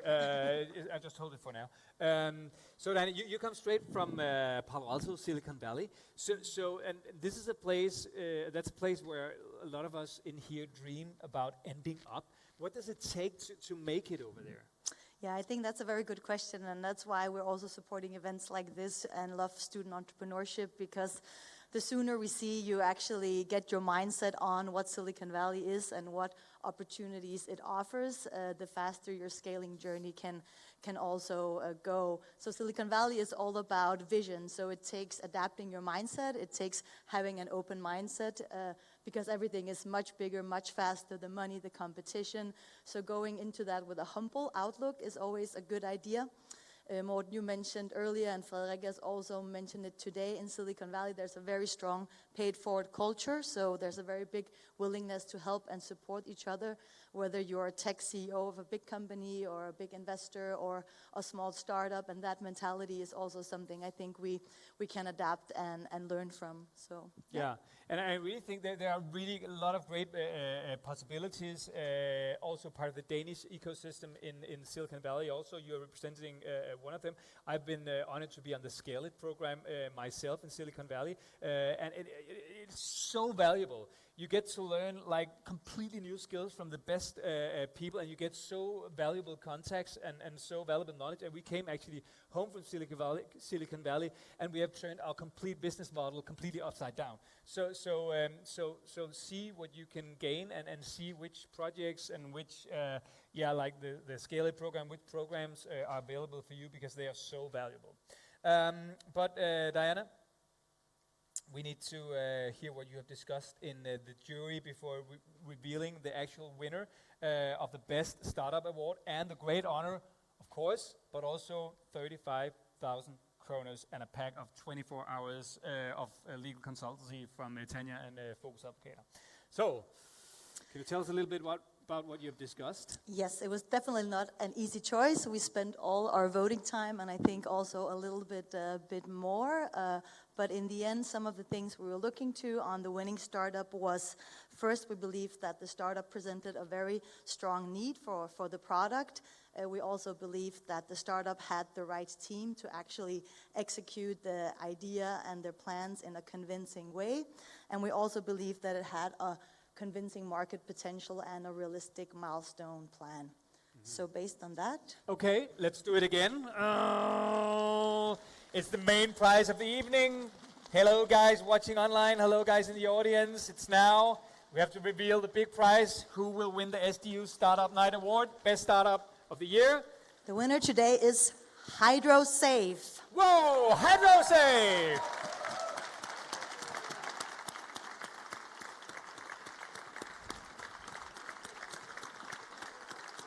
Rasmus, come up here, guys. Congratulations. I'll just wave. Congratulations. You have to have your check. Woohoo! Watch your hearts. Björn, watch your heart again.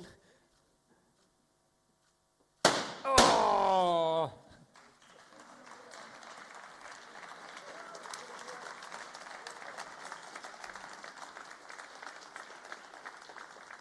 Oh, guys, stay here. Hi, what's your name? I'm Martin. Hi, Martin. Hello. Congratulations. Thank you. Martin, what are you doing on the HydroSAFE team? I'm more the technical stuff, making prototypes. Yeah. Cool. Yeah. So you have again set up the marketing, the see me, watch me on stage guy. It's Rasmus, and you did pretty well, Rasmus, because you won the main prize. Yeah, I'm very surprised. I think the other ones were absolutely great, and I was actually looking at Martin just as our names were said, like, wow, I didn't really expect us to win this prize, but I'm very, very flattered for it. Thank you very much. Yeah, and yeah. And the money prize, 35,000 kroner. That's a lot. What will you use the money for? For us, we are in a very, very intense period because we are dealing with both the patent product development ongoingly.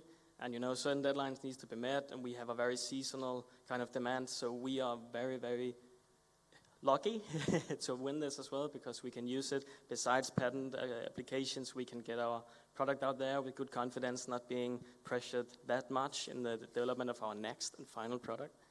So it will go straight into product development, and hopefully you'll see the product sooner than 10 months, in 5 months. This is a perfect match. You both have money to do development, then you have Tanya to help with the patent and all the legal stuff, and you have the audience backing also. But I actually, Diana, I could maybe now you can say it without revealing, because this is a really niche product. It's not very Silicon Valley actually. so can you say a little bit more about why you chose HydroSAFE? Yes, for sure. Yeah. So in Silicon Valley, we of course love data and AI and all these spacey things also. But we thought, based on the criteria, there were both that you already have a good amount of test customers, you have a pending patent, you have a team around it, and you already have interest in your product, and of course also a strong market need, because even though we also have a big interest in vertical farming, regular or normal farming is is still an important aspect also. So these were some of the considerations in the end. Thank you so much, Diana, and give them a last big round of applause. The winner of the main prize of the evening, the SDU Startup Night Award, Best Startup, HydroSAFE. Congratulations, guys. Thank you very much to our sponsors and to our juries. And thank you so much to you, because now that the winner of the SDU Startup Night 2021 are all found, it's time for dinner. It's time for networking, and maybe you can find your next co-founder. Maybe you can find some money over here from Klaus, and maybe you can have some good tips from Diana or from Tanya. There's a lot of possibilities, so please use them. And thank you all for a really great day. It was a huge pleasure being here. Thank you for being here despite COVID. And remember to share your failures and celebrate your successes. Go make awesome things, and hopefully some of you will be up here again on stage next year receiving new prizes. Have a great evening. Thank you.